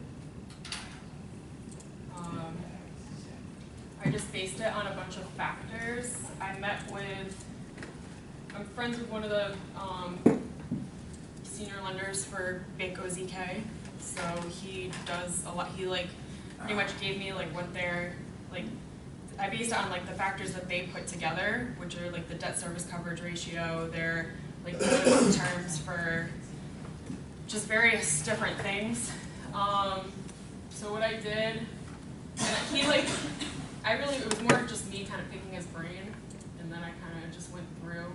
So this is for a mixed use property, and typically mixed use properties come with multiple parcels of land. So when you're acquiring it, you gotta look at,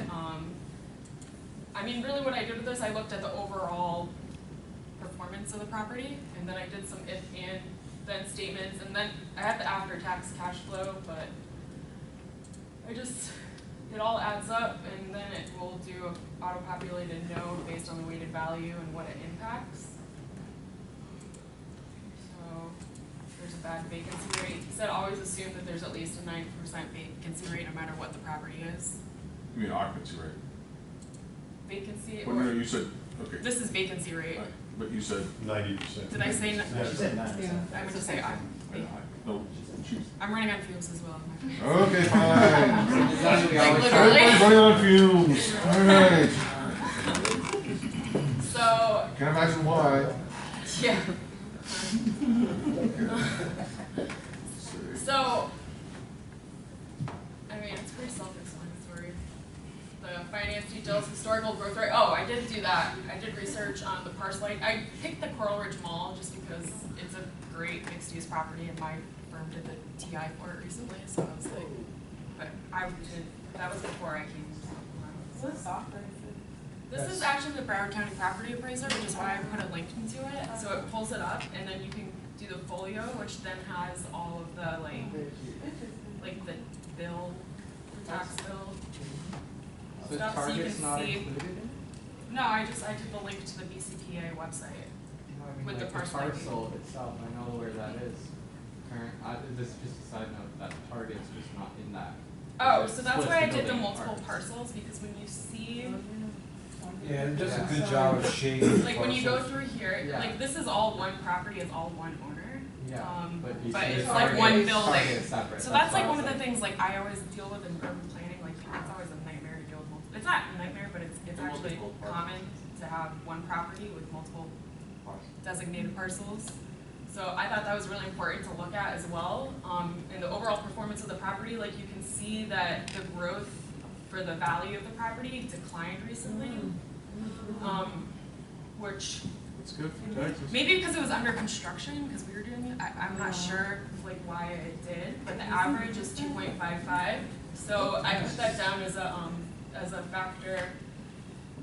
Historical growth rate. So I didn't give it like a huge factor, but when it comes to mixed use, you're dealing with tenants, and you want to make sure that it's going to be occupied and that the people in the neighborhood actually want to go to that property, because there's so many times you'll see like a huge strip mall, and it's like they like Professor Hen always said, if you see nail salons and stuff like start popping up, like it's not a good property. So, but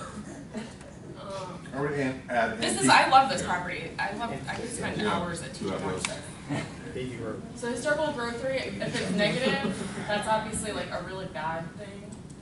Loan to value, and again, I just took the after-tax cash flow, and it's all, I just did the square footages and the purchase price, and I did rent per year 50, because for the commercial lease, you're doing a whole year. And then the debt service coverage ratio, he said like, if it's under 1.25, they better have like a ton of liquid collateral, because there's no other way that it's or like a huge reserve that he would require. Building class, according to the property appraiser, it's a C. I'm sure it's a lot higher now anyway. You actually brought up what you just said. I failed to mention this semester in both of the classes, and no one ever asked me the question about it, but about reserve requirements.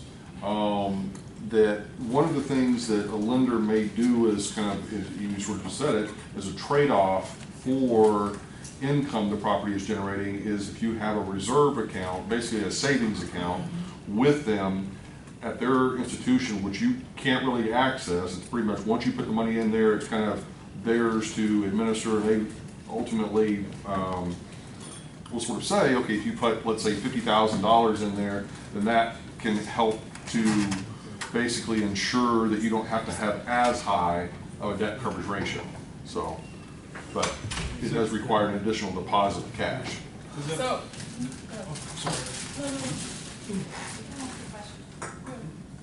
Is that fairly common practice for this market? It exists. It's just, it's one of those things that's going to be lender by lender, property by property, you know, and usually how I see it, it's one of those things, if you've got an older property specifically that is probably going to have a lot of deferred maintenance associated with it, the lender does not want you to come knocking on their door whenever you've got to put a new roof or you've got to put, you know, new appliances or new air conditioning systems or whatever. And so typically with those older properties, they will in many instances require a substantive reserve requirement, even though you may have a really good net operating income on the property. They just don't want to be hit with this. So they're hedging that CapEx. They are, okay. and so but it's an important, you know, point to make, because a lot of people don't really think about that, and it's kind of a little bit more of a hidden one than ordinarily kind of exists. yeah, and he was saying like, he gave me a bunch of examples. It was really interesting, but he has a client who, it's like a $10 million property and something, but he, like the debt service coverage ratio that they require wasn't covering, so he had his underwriter kind of like adjust a couple things, and then they added the fees and the terms like as the condition of whatever.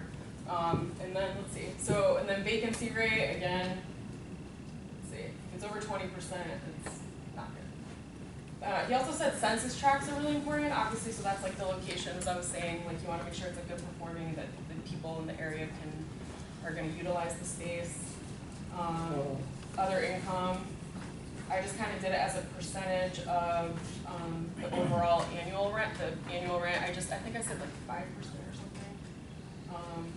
Like would asset, so like if you have more assets that are greater than the property value, that's like, I mean, that's security for you, you know, you can definitely get that back. Return on asset, just like, and then the down payment amount too, also really important. So if you just kind of like play around with these, you can see what would be approved, what wouldn't be approved. And then I did all that was not fun, that took forever. Those are the values that way. Okay, good job. You did pretty much exactly what you were supposed to do. Oh, cool. Great, thank you.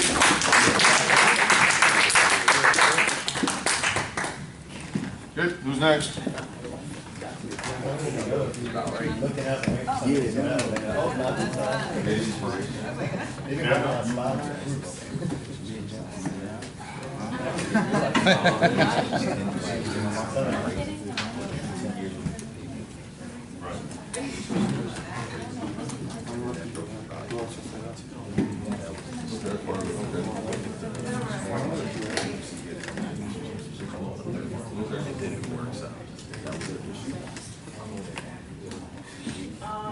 So Marcella and I basically put together application for a multi-family project or whatnot. We have scorecards that fall under 4 different categories where an approval would be, or a high score would be from 90 to 99 or 100. A medium would be 80 to 89. Minimum would be 70 to 79, and then a high risk would be 66 to 69, but there's conditions for someone that would fall under high risk, like we would need a guarantee or whatnot to be a part of the application. And then Marcelo will go into details. Alright, so like Dara was saying, our model has 9 categories. Maximum score you can get on each is 100. Not all of them, as you can see, are numerical values. So let's go into the model. So first step is for the borrower to provide with information that we're going to need to calculate the net operating income. So basically they're underwriting number of units, monthly rent, unit size, some assumptions that they use, and basically you can see that if we start changing numbers, then the numbers change to 0. So it moves. So I wanted to bring it empty so that I can show you, but it's better to have it like this. It's easier. So basically we keep scrolling down. We come up with a net operating income. They also will have to provide the project cost, and if they are buying land to develop, then the land cost. Also some mortgage assumptions that they use on their underwriting. Pretty much once they provide us with this, it will fill out the whole sheet. Then we move on to the cash flow. So for this as well, they're going to have to provide us some growth rate, and we should be able to see how they do as far as the cash flow. And the final step, we come back to the borrower's profile sheet when we're going to be doing our scoring. We're going to fill out this area with basic information such as the property name, the borrower, and where it's located. Then we're going to score the property location, the market strength, amenities, building sustainability, and just so you know, these are the criteria that we use for each category. So you can always come back and look at it and then fill it out. Let's change this to a C. And whenever you see it was 96 before, it's 95 now. You can change these, let's say, to none. And it changes the score here. We'll also need to put in the credit score and the development experience. Then for the last scoring criteria, they populate basically based on what we did in here. So you will take a look at where, okay, so we take a look at this proposed square foot rental rate, and it will compare to what the minimum will be. And so if it exceeds, then it gives you a grade. If it's not, it gives you another grade. And we also took a look at the DS, at the net operating income to make sure that it meets at least the minimum. And that's basically it. After that, once we get a scoring right here, it will determine, like Dara was saying, we have right here the different type of loans. Can you blow that up a little bit?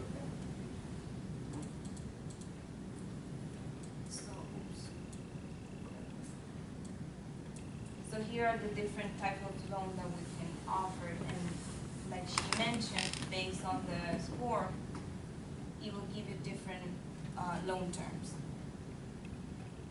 And if you go to the decision summary, it shows you the summary of the score on each category and how, if it was approved or it was rejected, and the loan terms right here.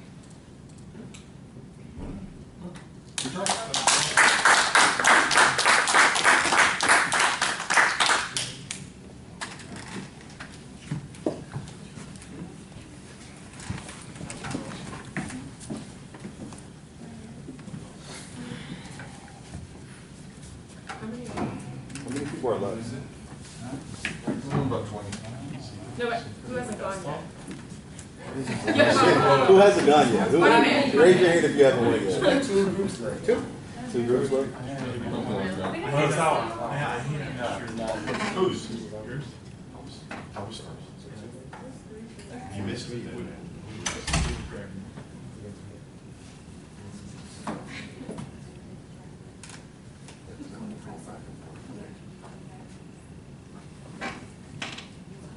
I'm going to start the board's output. So we have an interest rate of 5% with amortization of 25 years. The administration fee of 150 and a prepayment fees of 3%, which 2.5 points loan origination fee.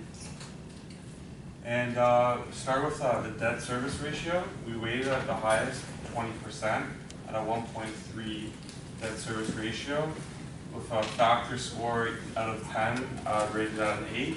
And then when you weight it out with the percentage in the score, it comes out to a weighted score of 1.6. With the loan to value, we did a high loan to value, 45% down, weighing 15%, coming out to around 6 points. Now, is that loan to value, or you said two different things? You said 45% loan to value, or is it 45% equity? Yeah, 45, like 40%, 45% equity. Okay, then. 65. Then that's 65% loan to value. Okay, yeah. So that's or 60. Well, no, 35. Yeah. Sorry. Yeah, so that's why I said 45% equity. And then the operating expense is like 30%, and then we weighted around 5%, so it's a score of 6. Vacancy 10%, weighted around 5% as well. 4 out of 10 score, and then the age of the property is 1985, so that's like an average percent of like 5 out of 10. And property condition, you rated 6 out of 10. The location, it's like a C-rated location, or sorry, B-rated location, 8 out of 10. Okay, let's change a couple of things. I understand what you've done. Okay, so let's take the debt service coverage or the debt service ratio, the very first one. Let's change that to just a 1. And what happens?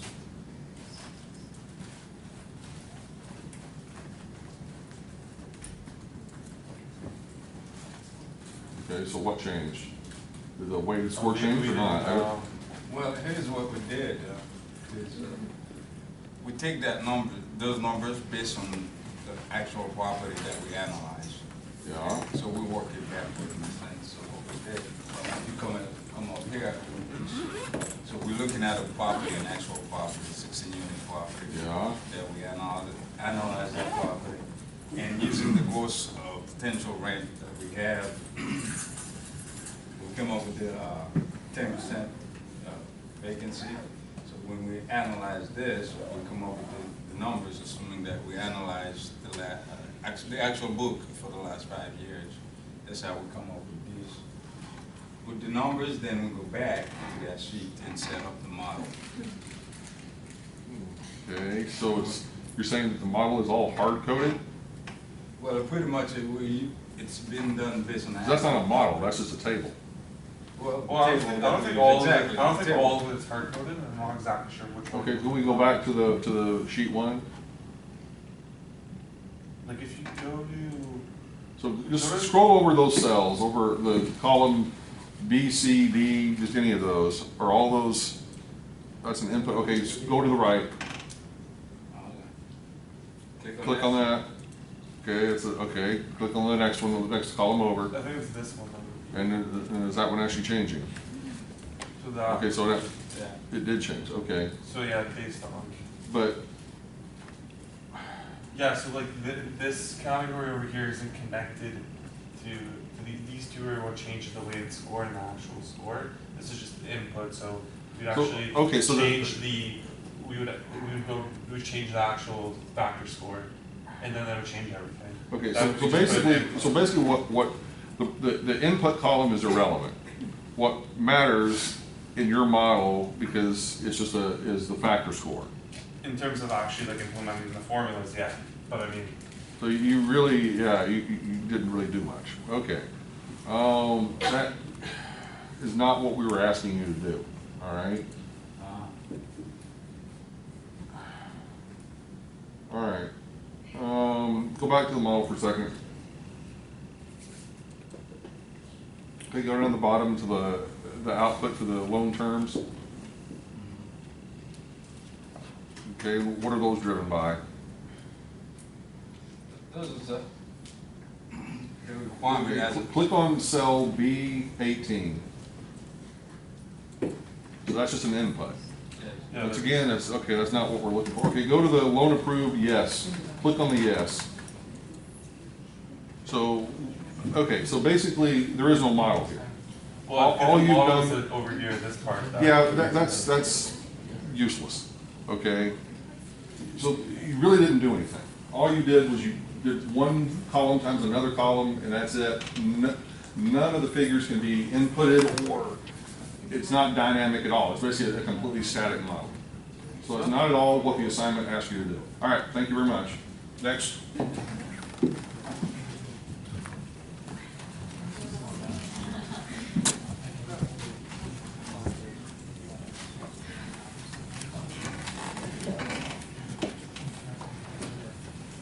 Put the blazer on now if you want. Yes. Instead of that whole weird thing.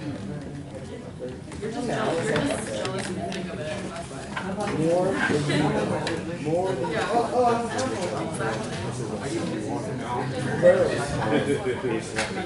This is me for major business. Yes, he did.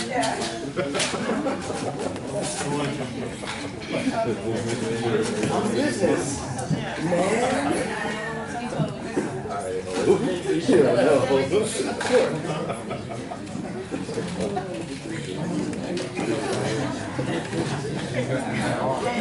Okay, where do you work? Hello everybody, my name is Cynthia and my partner Goldie. And this is our spreadsheet for the writing project. So we just, these are the factors that we selected that were important to us. You can see there, number one is debt service cover ratio, the down payment amount, the total operating expenses, vacancies and collection losses, property condition, cap rate, and the FICO score. So based on this column, whatever we put in based on the borrower, everything else is going to be changing. This is just their score, the weighing factor. Score that they Okay, get. so what happens whenever you change that one to greater than 1? So the borrower terms change, the loan terms, all of it change. You can see their score changes. Now, And based on changing a few of these, you can see that they're going to be approved or disapproved. And if they're approved, then you get the terms, the loan right, terms. well, understood that, but so specifically with the debt service coverage ratio, wouldn't you think that you would want to make that a broader range of options other than greater than 1.0 versus less than 1.0? Because, I mean, every loan is going to have to be greater than 1.0 to even be given some level of consideration as to the extent to which it's above 1.0 that the lender's really going to be concerned with. Because that's their cushion. So if it's a 1.1, to the lender, that's a heck of a lot better than a 1.0. A 1.2 is even better, and 1.3 is even better. And so, you know, you take a look at some of the other models that were done, one of the things that they did was to, you know, very clearly make that sort of distinguishing feature, because with your model, you're just pretty much saying, okay, if it's greater than 1, it's good, if it's below 1, it's bad. Yeah, we decided to just keep it simple for our... Maybe that was a bit too simple.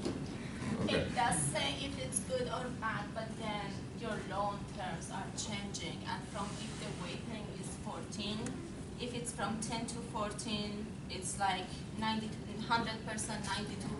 then it becomes 87, 85, 78. So anything above 70% will be approved, but just the loan terms will be different. Okay. Sometimes we'll have lower interest rates or...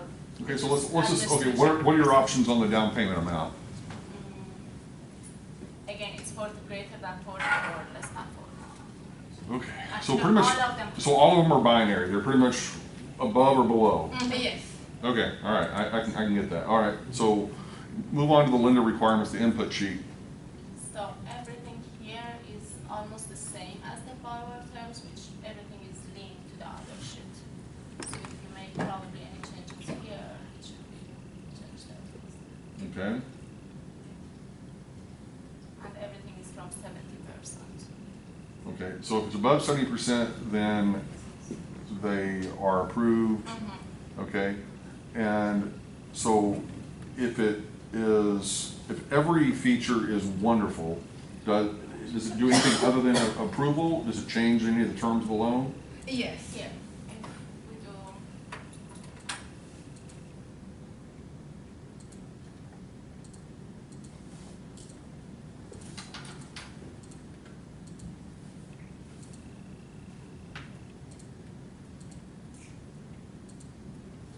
It will be 25 years for person.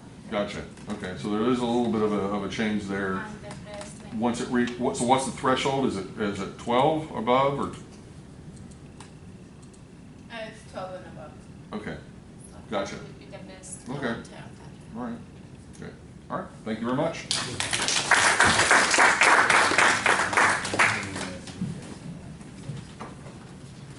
Okay, it looks like we've got Marilyn and Chris. I think we're the only ones.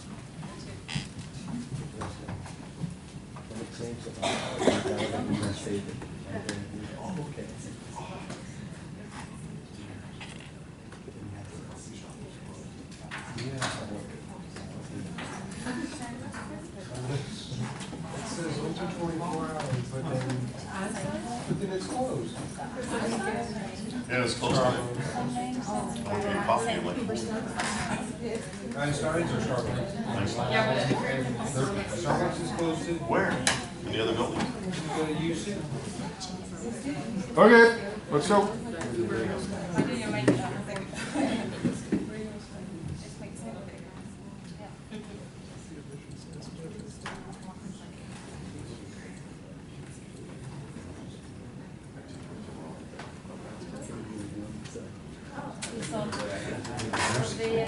The model has section for the property or borrower general information, then we have the units.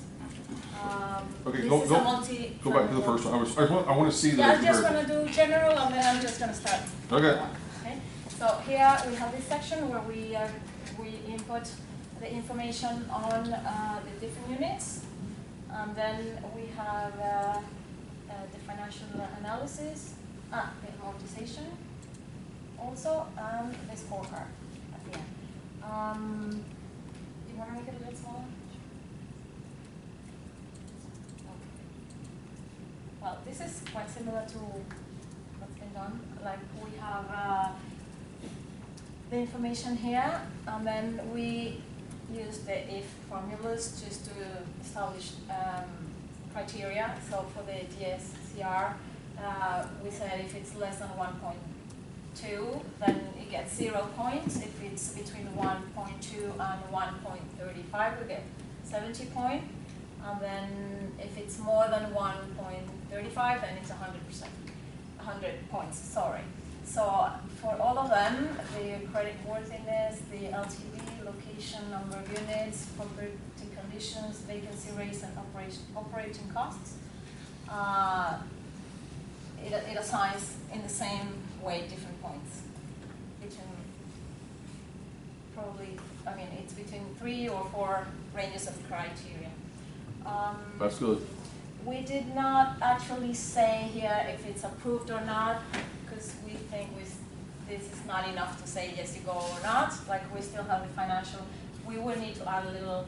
Well, then what is the yes? Yes, it's. I mean, this is good enough, but I think I'd like to include like the international, like the internal rate of return, for example, in my analysis, or other stuff that's in here. But I mean, we think it's pretty much what we see, what we saw. So these results are for the example that we are doing, and then just wait. Okay, so we go now to the amortization chart, and then okay, so we here have the property price, the LTV, and the period in which the month is going to be paid. This is pretty much what we used in class. I just made a few little changes, like here, you have to make it a little smaller. Okay. If we have an LTV lower than 80, then there's a 4% rate assigned. If it is larger than 80%, then it means it's riskier, and then the rate will go to 11%. And similarly, you want to open it a little bit? Okay. So here we have a period number, the months of the loan payment, and we established that if this is bigger than this, then the borrower doesn't have to pay for the penalty. So it is made automatically there. And then it will calculate the effective cost of borrowing. Just ideally,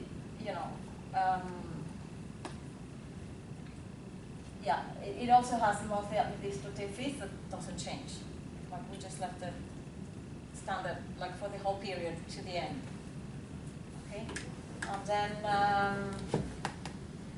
we go to the financial analysis, and it just it's the we still have some calculations at the bottom, like it's the standard. We get the net operating income, we get the taxes payable, and then the sales proceed, and then we just have the sales to input the data, and then we have the conversion value, and then this analysis to complement the scorecard. So this is it, basically. And what else? Can you show me the property borrower information? Okay, so. Well, this includes. Okay, like, can we blow it up? Okay, we'd like to get paid. Yeah, I should include a little more information, of course. But this goes to here. This is, these three are inputs to the scorecard. Okay, all right. The credit situation of the borrower, the property condition, and the location. Okay. Okay, go ahead. Back to the scorecard there for a second. Can you blow it up on the right-hand side? A little bit more. Okay.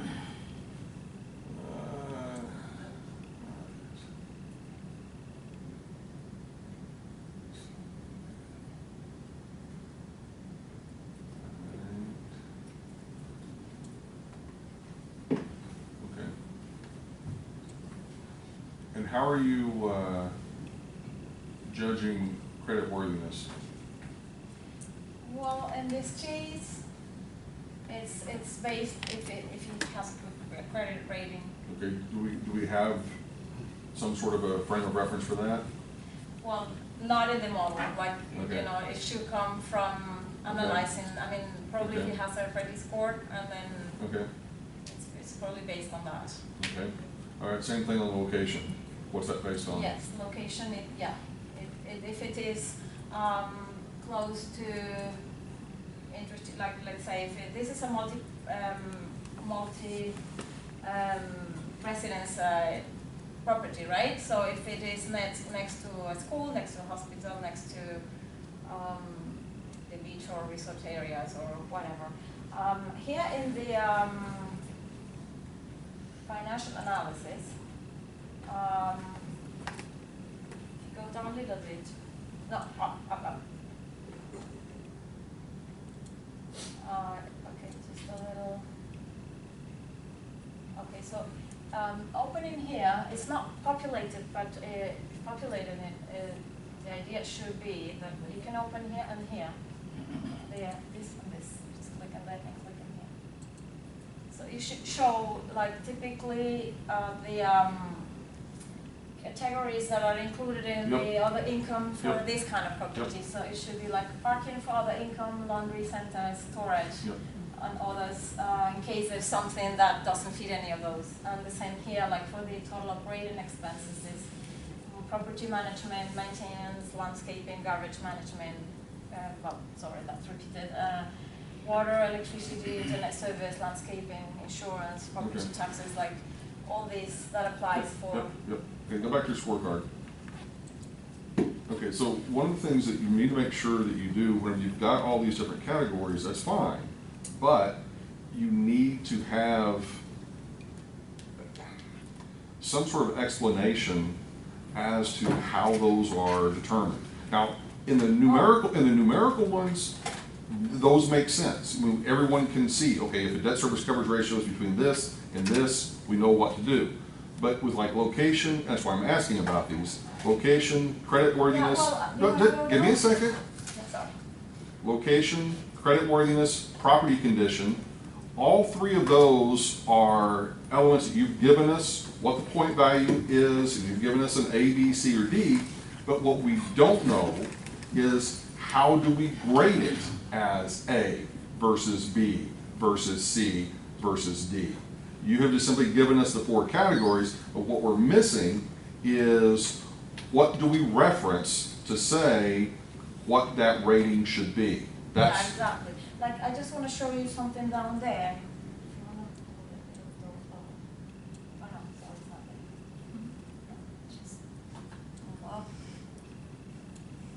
Here, just to the right. Just this way. More here. Oh, I don't know why it's not there. Maybe I raised it by mistake. But yeah, I had a definition for each of them. It's weird. Do you want to go down, maybe? Oh yeah, there it is. Okay, so let's see what we got here. Okay. Yeah, but that's not going to be really sufficient. Just simply saying the better the location, the lower the interest rate. Okay, that is implicit, but yet what specifically are you using to come up with that? Yeah, I got you. Yeah. Okay, that's what I'm suggesting. Okay. Okay, great. Thank you very much.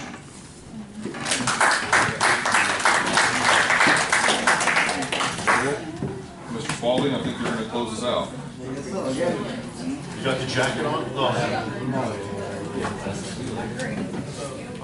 That's how I lost one of my jackets. I left it here. That's why I don't bring one anymore. No, yeah, I left it here. Yeah, I could buy another jacket. My wife was pissed. Because she discovered I lost my jacket last year when we did a presentation. Not last year, but like 3 or 4 months ago. Yeah. So we went. Okay, Chris, we need to blow that up a bit.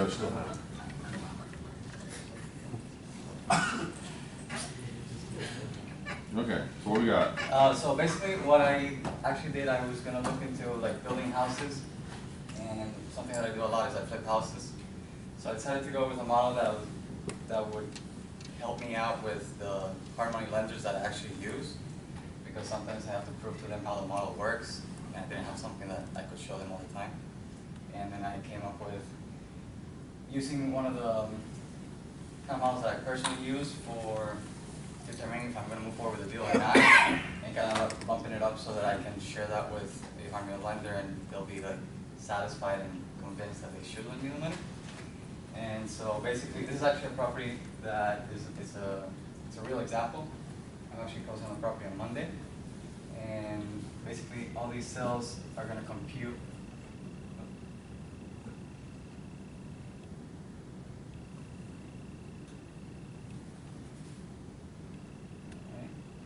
So there's an actual address, real house, real property, cost of what I'm inquiring on buying the property. I have a budget, a renovation estimate that comes from another separate budget, where you can actually do everything that you're gonna add to the property, fix and whatnot. That's gonna be linked to this cell right here. That adds up to a grand total. I need insurance, I need a whole bunch of things. And basically, the most important aspect of this spreadsheet is that I want to know what I'm going to be making on the property. I have a minimum threshold of 50%. Profit should be, hopefully, around $22,000. And if for whatever reason we can't sell the property for the number that it's at, say we actually end up selling for $140,000, both the developer, which is myself in this case, and the lender will deny it based on the fact we're going to have a negative income from the property. So with hard money lenders, there's a lot of times they don't really care about your credit score. They care about how much money you're putting in of your equity towards the deal, and what they look at is what the sale price, as what we call in the flipping the ARV, or after repair value. And based on the after repair value, the lender will decide how much money they will lend you. I try to not over leverage myself so I don't have very high monthly payments of interest only loans. But I do the comps and everything, and I show that comps to the lender, and they often require an appraisal for the loan. But based on the fact that I work with a couple of them, the most important thing for them is, what's your ARV? I want to make sure that you're going to be able to pay me my money when you sell the property. And they want to see that I have a minimum of 6 months savings to pay 6 months if I have to hold the property for 6 months. One of the other things that is really cool about this, let's say I hopefully do sell it for this amount, right, is that this 10% is what the hard money lender charges me. There's a formula here that I use that basically what it states is that you see this 4 right here, and this 12 is the 12 monthly payments in 1 year. 4 is the amount of payments that I estimate. 4 is the amount of months that I estimate to hold the property, and that can be changed so that depending how many months I hold the property, I need to pay the lender more on that money. So if I go back to... So why would you hard code that? Why would you not simply put number of months of holding period? Okay. I could just put a And sell. then, okay, also, let's go over to cell E29, I think it is, whatever the 16.67 is. Can you click on that? So basically, that's not a real rate of return. That's an annualized rate of return, just based upon money in, money out. That really doesn't take into account the holding period. 4 months. 4 months. Right. Yeah, but that's a return. The return is calculated as if it were a 12-month holding period. Correct, a yearly return. Yeah, which is not really accurate, because if you're only holding it for 4 months, it's a 8%. Well, actually be higher than that if that's your return that you're getting, because you're holding it for a shorter period of time, therefore your rate of return would be higher. That is correct. So I will link that. This is the very last note of the spreadsheet. Sorry? This is your very last spreadsheet. So go down to the underneath the developer and lender in terms of the approved. What do we got going on there? Is that just the if-then statement? Yeah. So basically, I want to make sure that this number for the profit for the lender is positive, that the lender is going to actually receive some money. I don't want this number to ever be a negative, because if it becomes negative, then I can't pay the lender the holding period that I'm borrowing the money for. And I also want to make sure, like, the developer one is linked to the 16.67%, which I put that we want 50% minimum. So if this actually drops below the 15%, then the developer, I mean, I know we want to see the lender if they're going to approve it or not, but the lender might still approve it at a 14%, but as a developer, my threshold is 15, so I might not want to do the deal regardless. So just to like prove that, I'm just going to drop it a little bit. I think so. Yeah. I just got denied because it's under the 15%. Oh, understood. I mean, And what's your down payment? What's my what? Your down payment? What I'm putting into the loan. This is based on the fact that I do a grand total amount of a loan of $134,000. But Well, what's your equity? Well, yeah, what's your equity? So my equity in this case is 0.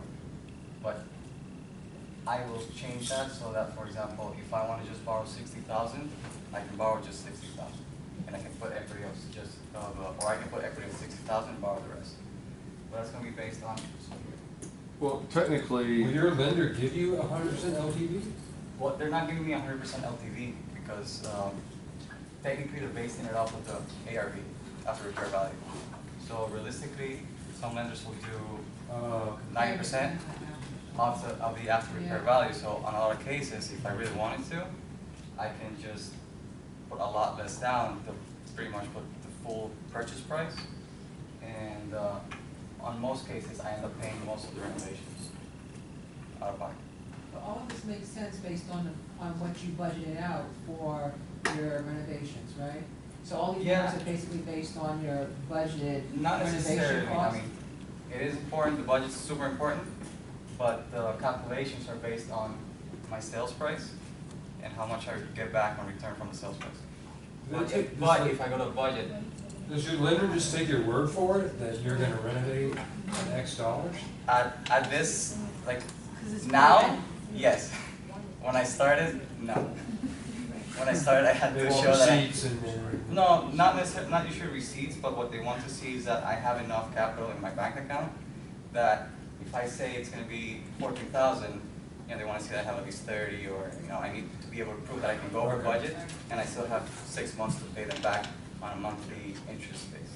So you would have needed the budgeted amount and reserves for Reserves. monthly interest, okay. But I mean, you just show them an income statement, not proof of funds on your bank. Like, for example, if I were to need to spend 30,000 here on flooring for whatever reason, you know, that is going to affect my bottom. Okay. Therefore, you know, I'm denied here, and I'm denied as myself. I'm like, I'm not spending 30,000 on flooring. So you have to do you have to go and do a real thorough kind of inspection. I used to do a lot more in depth, but I usually now just put some sort of contingency every time. And I mean, this is somewhat exact, but not really, because before I close, I need to review these numbers, and I already have a contractor waiting for, you know, that they're also going to do an inspection based on what I asked them to do. So they're subject to change, but if they change, like, because I've been doing it for a while, I kind of get a pretty good idea of what it's going to cost me. But at the beginning, you do, if you, let's say you wanted to start flipping houses, you do want to have like a couple of GCs go into the house, give me an estimate of what you think needs to be done. And you're going to get you're going to get like 20, let's say this is the number I think I'm going to have to invest. So you're going to have a GC that's going to tell you, oh, 22, one's going to tell you, no, I can do it for less, and then you tell them, no, I know what it is. And yeah. Like, don't charge me 22, like 16. Yeah. So, but that comes with time. That's not something you just automatically do. Okay, go back to the, yeah. All right, so just scroll up, yeah, or, yep, okay. All right, just trying to understand. So tell me what money you are putting in. You're only putting in the renovation money is what you're saying. Well, this is an example of how. Well, I understand, but I'm trying to understand the model that you've got up there. Okay. So you're telling us that the only money that you're actually writing a check for is the 14,000 or so for the renovations. Is that correct or not? In this model, yes. Okay, that's what I'm asking. Okay. Now, so if that's the case, then let's go back. Sorry. In this model, technically, the financed amount is 136,000. Yeah, but that's not your money. That's financed. Correct. So the interest is being paid on. The interest, this 10% is being paid based on D17. So yeah, based on this number.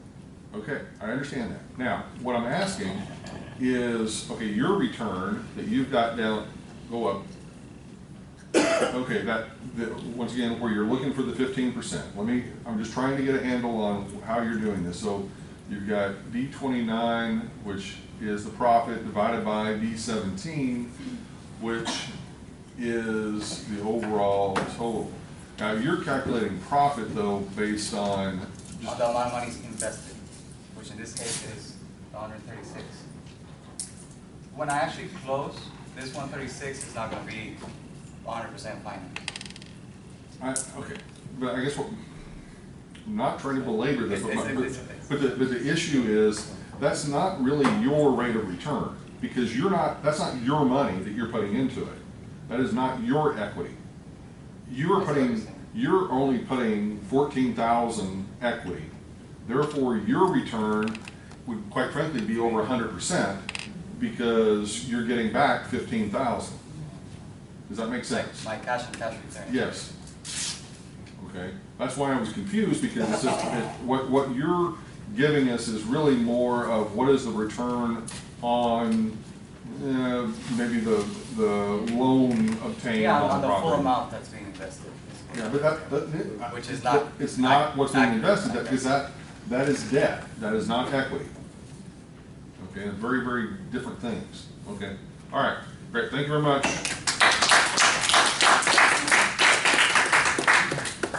Okay, so what did we learn?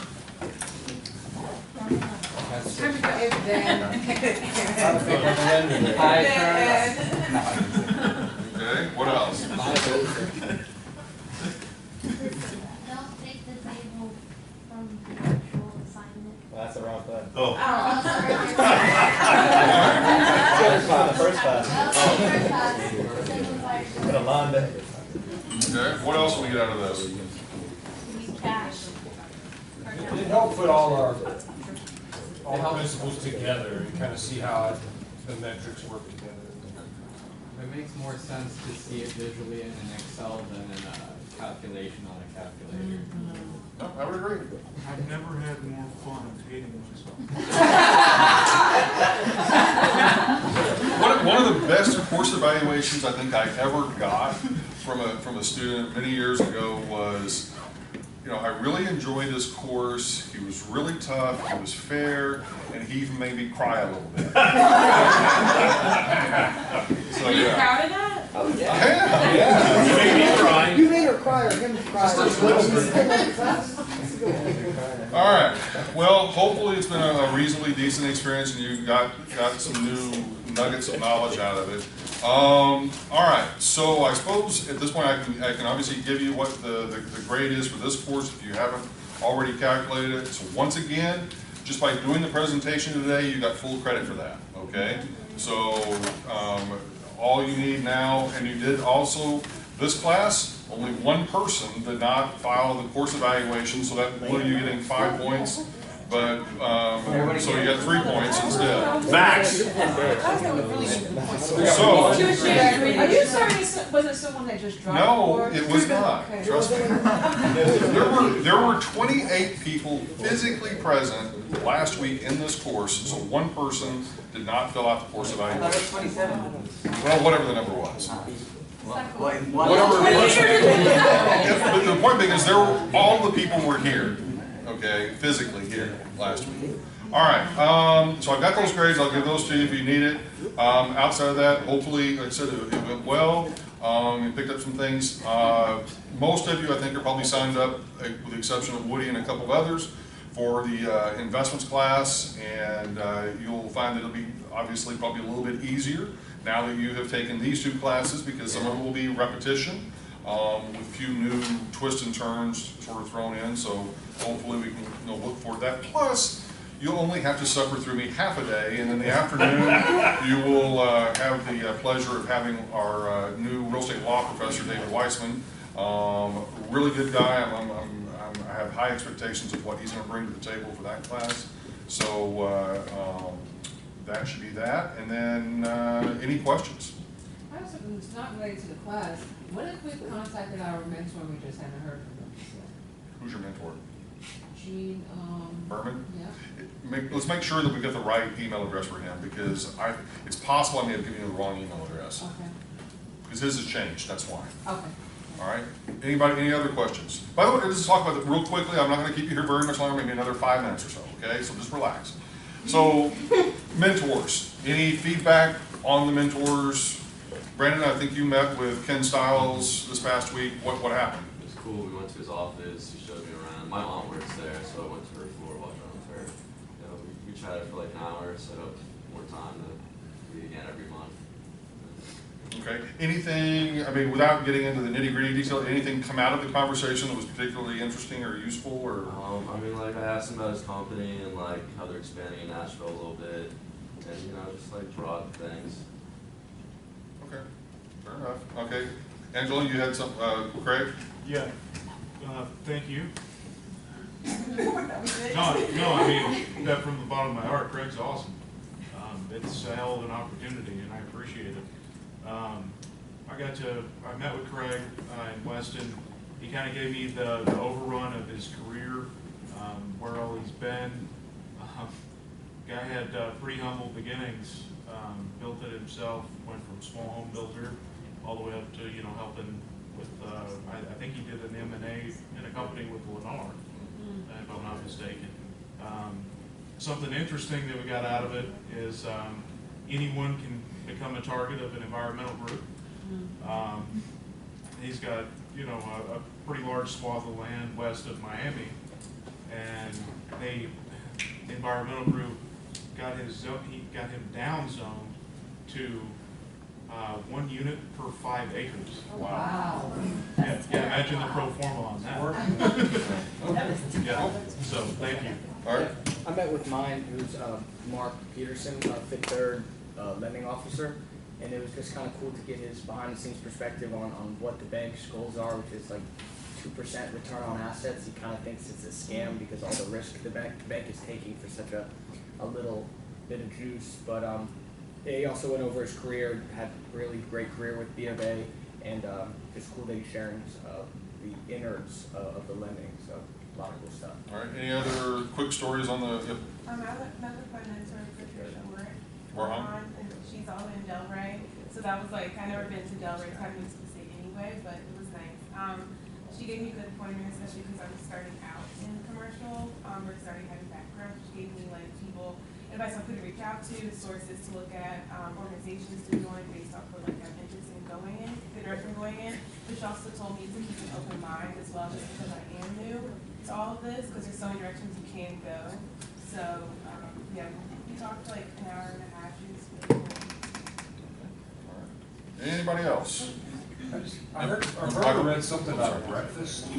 Yeah, let me talk about that, Michael. Sure, yeah. So I met with Pike Rowley, who's managing director, I believe, at Avison Young, and I had a really great conversation with him. I went over there for lunch, and you know, he's had a very interesting career, and I think what I'm really trying to develop out of the relationship is, you know, learn more about the different property types that he has experience with, to potentially expand what my company is doing.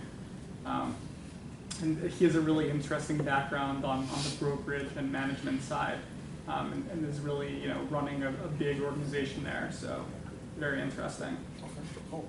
So one of the things that you just brought up was what I had mentioned previously about trying to set up individual meetings with different mentors with like a group setting, like maybe 3 of you to 1 mentor, just as kind of like an informal sort of maybe like a breakfast or a lunch, or maybe go grab a drink or something. So Ryan is going to coordinate those. So, but all you've got to do is just say, hey, exactly, that's what you got to do. You got to communicate that to Ryan and get maybe a couple of other people that will go with you. Is it just one guy doing this, one mentor? No. Most of them have agreed to do it. And so what I want you to do is like, for example, if the 3 of you all say, hey, we want to go have like a breakfast or a lunch or a drink or something with, I don't know, Harry Posen, all right? Yeah. Then basically what you do is say, okay, the 3 of us have decided we would like to go do that, send that to Ryan, and then we will get it scheduled. Does that make sense? Yeah. But you've got to take the initiative, okay? We are not going to, in other words, I don't want to waste their time, I don't want to waste your time, okay, with this sort of stuff. So if you take the initiative to say, we want to do this, and the reason for doing 2 or 3 people at a time maybe eases the pressure a little bit, and you know, so that you can maybe everybody can feel a little bit more comfortable having a free-flowing conversation as opposed to turn into a full-time. Yeah, absolutely. So do that. So think about that, and you can go ahead and start, you know, sending that information to Ryan, and then we can start getting that coordinated. I mean, obviously, probably not a whole lot is going to happen over the holidays, but yet it could. There's no reason why it can't. Okay. So it might actually even be a better time to do it, quite frankly, because people maybe aren't as busy with work and therefore could spend a little more time being social. Ryan? Just a quick tidbit on Kimco, a real estate investment trust responsible for the Dania Point. I set up a meeting with Mr. Bob Shapiro, and he had to reschedule, and I know he said it was okay if I bring another student, so if anyone's interested. From that morning event? From that morning, right there. He reached out. He like snagged him right before I started talking. He reached out to me and said, hey, if you ever want to have lunch with me, that's awesome. Yes, Mr. Spear. Yeah. So the list of mentors, is that on the, is that the board? Yes, but also, let me actually, Brian brings up another point. If there is somebody else outside the scope of the board that you guys, like for example, let's say you're reading an article in the South Florida Business Journal and it's talking about, you know, one of the major developers in town is doing a project and it names the name of the developer and you guys want to set something up, we can do the same thing. And we can legitimize it by saying this is a NOVA student, you know, thing, so it's not an issue. You would be surprised at how much easier it is to get in to see folks when you tell them you're a student. Because, you know, you're not a competitor. Right. You know, you're just some person hungry for information and knowledge about your career and that sort of thing. So, you know, take advantage of it. No, that's really good. Okay, all right. Any other final thoughts, comments, observations? Yep. So South Florida Business Journal, is there a student rate? I don't think so. Okay, because I was really searching and I couldn't find it, so I just wanted to need that one for school. Yeah. You can see the articles through the Nova website. You got that, you may be able but to it's do. like just like links to the article and it's just like basic The library text. has it.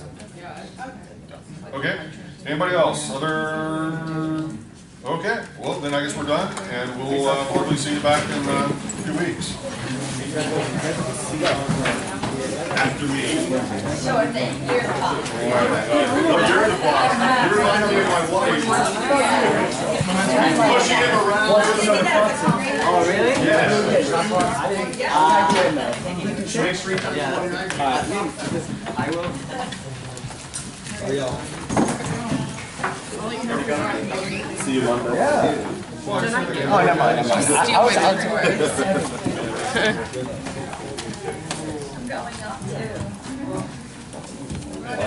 We're going to New York. Yeah, like in Times Square.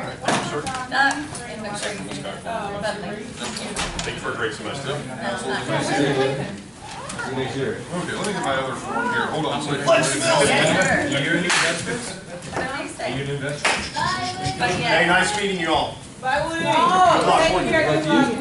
Hey, and remember, take it seriously.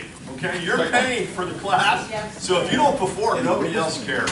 Okay? But if you're cheating yourself, if you're not putting 100% in. Okay. Woody, since you're graduating here, have one of these portfolios. Oh, nice. Is that what we get when we graduate? Stop it, right? That's not what Sweet. Hey, and the office is on the second floor. They got a beautiful new office that none of us know about, but I think you should have like a meeting. Let's take this in order here. Okay. Take investments. Yeah.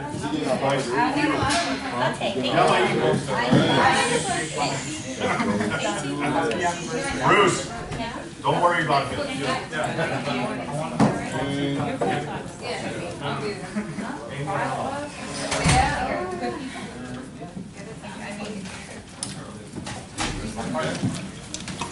Yeah? Well, if, what kind of return? I don't think bigger. Well, And then we're trying to go through Marcella. I was just saying, I think I forgot the market. As soon as they learn, you got. You too. This one. For real? See, investments. Have a good holidays. I think I just lost it. Yeah, it's a bank. All right, man, we did it. I'll see you in investments. You also? Yes. The guy saw it. Like he buys it. It was an idea. Usually there's But I want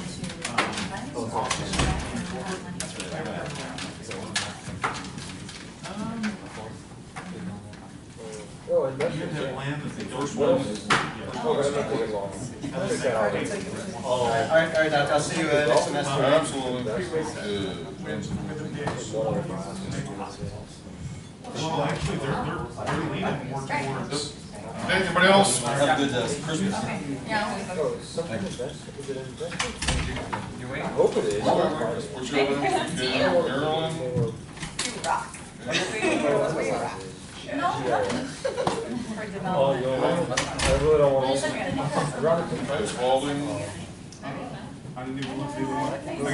super All right, professional. I'll look at Thank you. Well, thank God. One more view. Are you checking? Right. Okay. We'll be graduating together though, technically. Walking. Yeah. Walking. Sorry. Sorry, Mr. Graduate. You two Maybe finish. one. I'm not done yet, but because there's This only one afternoon graduation, is this. by the end of Okay. next semester, you'll have, Morning. I'll have enough classes completed to be able to graduate. Oh, I see. Walk. But you still continue the program, when you finish. Continue it through summer. I have to do the online classes. But, yeah, I And agree. that undermark is like 2 points? This morning. Mhm. Go. 10%. Good. Okay, anybody else? Do you know what the percentage on the morning is? Well, I What do you mean, mean? and also Do you depends. have the, like the It's actual, really good. like percent Everybody else I'm breakdown? finding is like 12 to 13. Like how close did I get? And obviously I have experience, I can show them all the stuff I've done for other people. You're pretty close. Okay, in that case.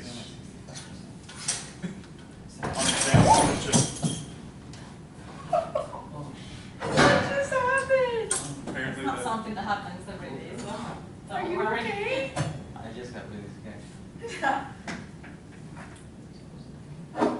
On exam number 2, there was an IRR question. Yeah. I annualized it instead of monthly. I remember it. You I keep, literally wasn't. you're like, Send me a message with your phone number. so, Yeah, that's good. are you And serious? it was on a quiz or it was on a test? Oh my God, you're so funny. Thank God you didn't do that to me. Did you just copy my picture from my profile? I hope you did. My LinkedIn profile? Number 2. No. No, I can send you my own photo. We're good. You're not taking a picture of me. But, okay, text me their info. I'm gonna have to look and see if it's gonna make a difference. Yeah. Send me all. the Yeah, ones no, that you because have. that's what I did is I annualized, I had the monthly first, The ones then that I you annualized it. What is it like? One of them is But like. later in the class, you guys know, and then Mhm. one way or the other, it doesn't matter. Okay. No, send me the people that you like using. I mean, it's good like as an alternative. But Right. This guy, Diego, he's not. That's the Okay. guy that just. Okay, then send Okay. it. And then just tell them that That work? your friend Navy is going Can I to. see the presentation with you for the other class? Yeah, if you want to. No, I'll send you a picture. I mean, You're I not just, taking a I picture of just me made right it and I now. also have a little picture person there. I'll do it quickly. Okay, all I really need to see are the slides. Yes. Okay, so we'll just go through. So yeah, cool. Hook me up. I'll take more. When you Congrats. Send me the info on that property. I will. You want to do it by yourself? Or you want me to like put half an hour? Maybe half an hour would be cool. That way it's my, You have contractors or anything that way? yeah, I have it all. Okay. I did, So, let me show you a house for that I did example, for a in client. this It's case, badass, and I did the whole You project had by before myself. taxes Look and it up. after taxes. Well, I I thought get- it was just after taxes, what's relevant, That's up My to you. first one that I did by Yeah, okay. myself And, was a 3,700 I mean, square I foot need, house. I just asked in case I, big. you know, I just know. needed it eventually. But, here, sorry about the, how do people represent this? Like, you include Do you want everything, those or binders just for like, graduating? You have to make that, this you have to and make one that, and- you have to make that, you have to make that decision as to what is Come most here. relevant. So But most people are gonna want to know, obviously, what your income is and what your expenses are, it's just a question of how much detail you provide. yeah, so you can just erase all this and just put one line after it. Potentially, yeah. Okay. developing. Where you want those for graduating? All-way soup. Take one. Okay, I'm ready. Something like. You're so funny. See if I have It's Okay, for a so this was the, I don't know. Okay. Absolutely. I'll keep emailing you. Alright, fair enough. Can I meet with Steven on Tuesday, by the way? Oh, excellent. I noticed that this page, There's too much training. you know, well, after you get to the cost of borrowing, then after that, you have all those numbers that make no sense. Like, if you make zeros there, is it okay? Or it should be that, like, that, you should get all the numbers that have, like, okay, I just made it because I like it clean, but let's say I just write it too. No, we'll do So I that. just get Oh, I zeros see or what little you're saying. things, so is this valid, or it should always be like, It's up to with you, all the numbers? it's up to you. Either one. Yeah. That's, Okay, Okay. and then, it looks like the grades in both courses were basically the same, so both. Well, Okay. see. Well, I'll make fun of that. Oh, yeah, Thank you very much. absolutely. no, I bet you sold it already. yes.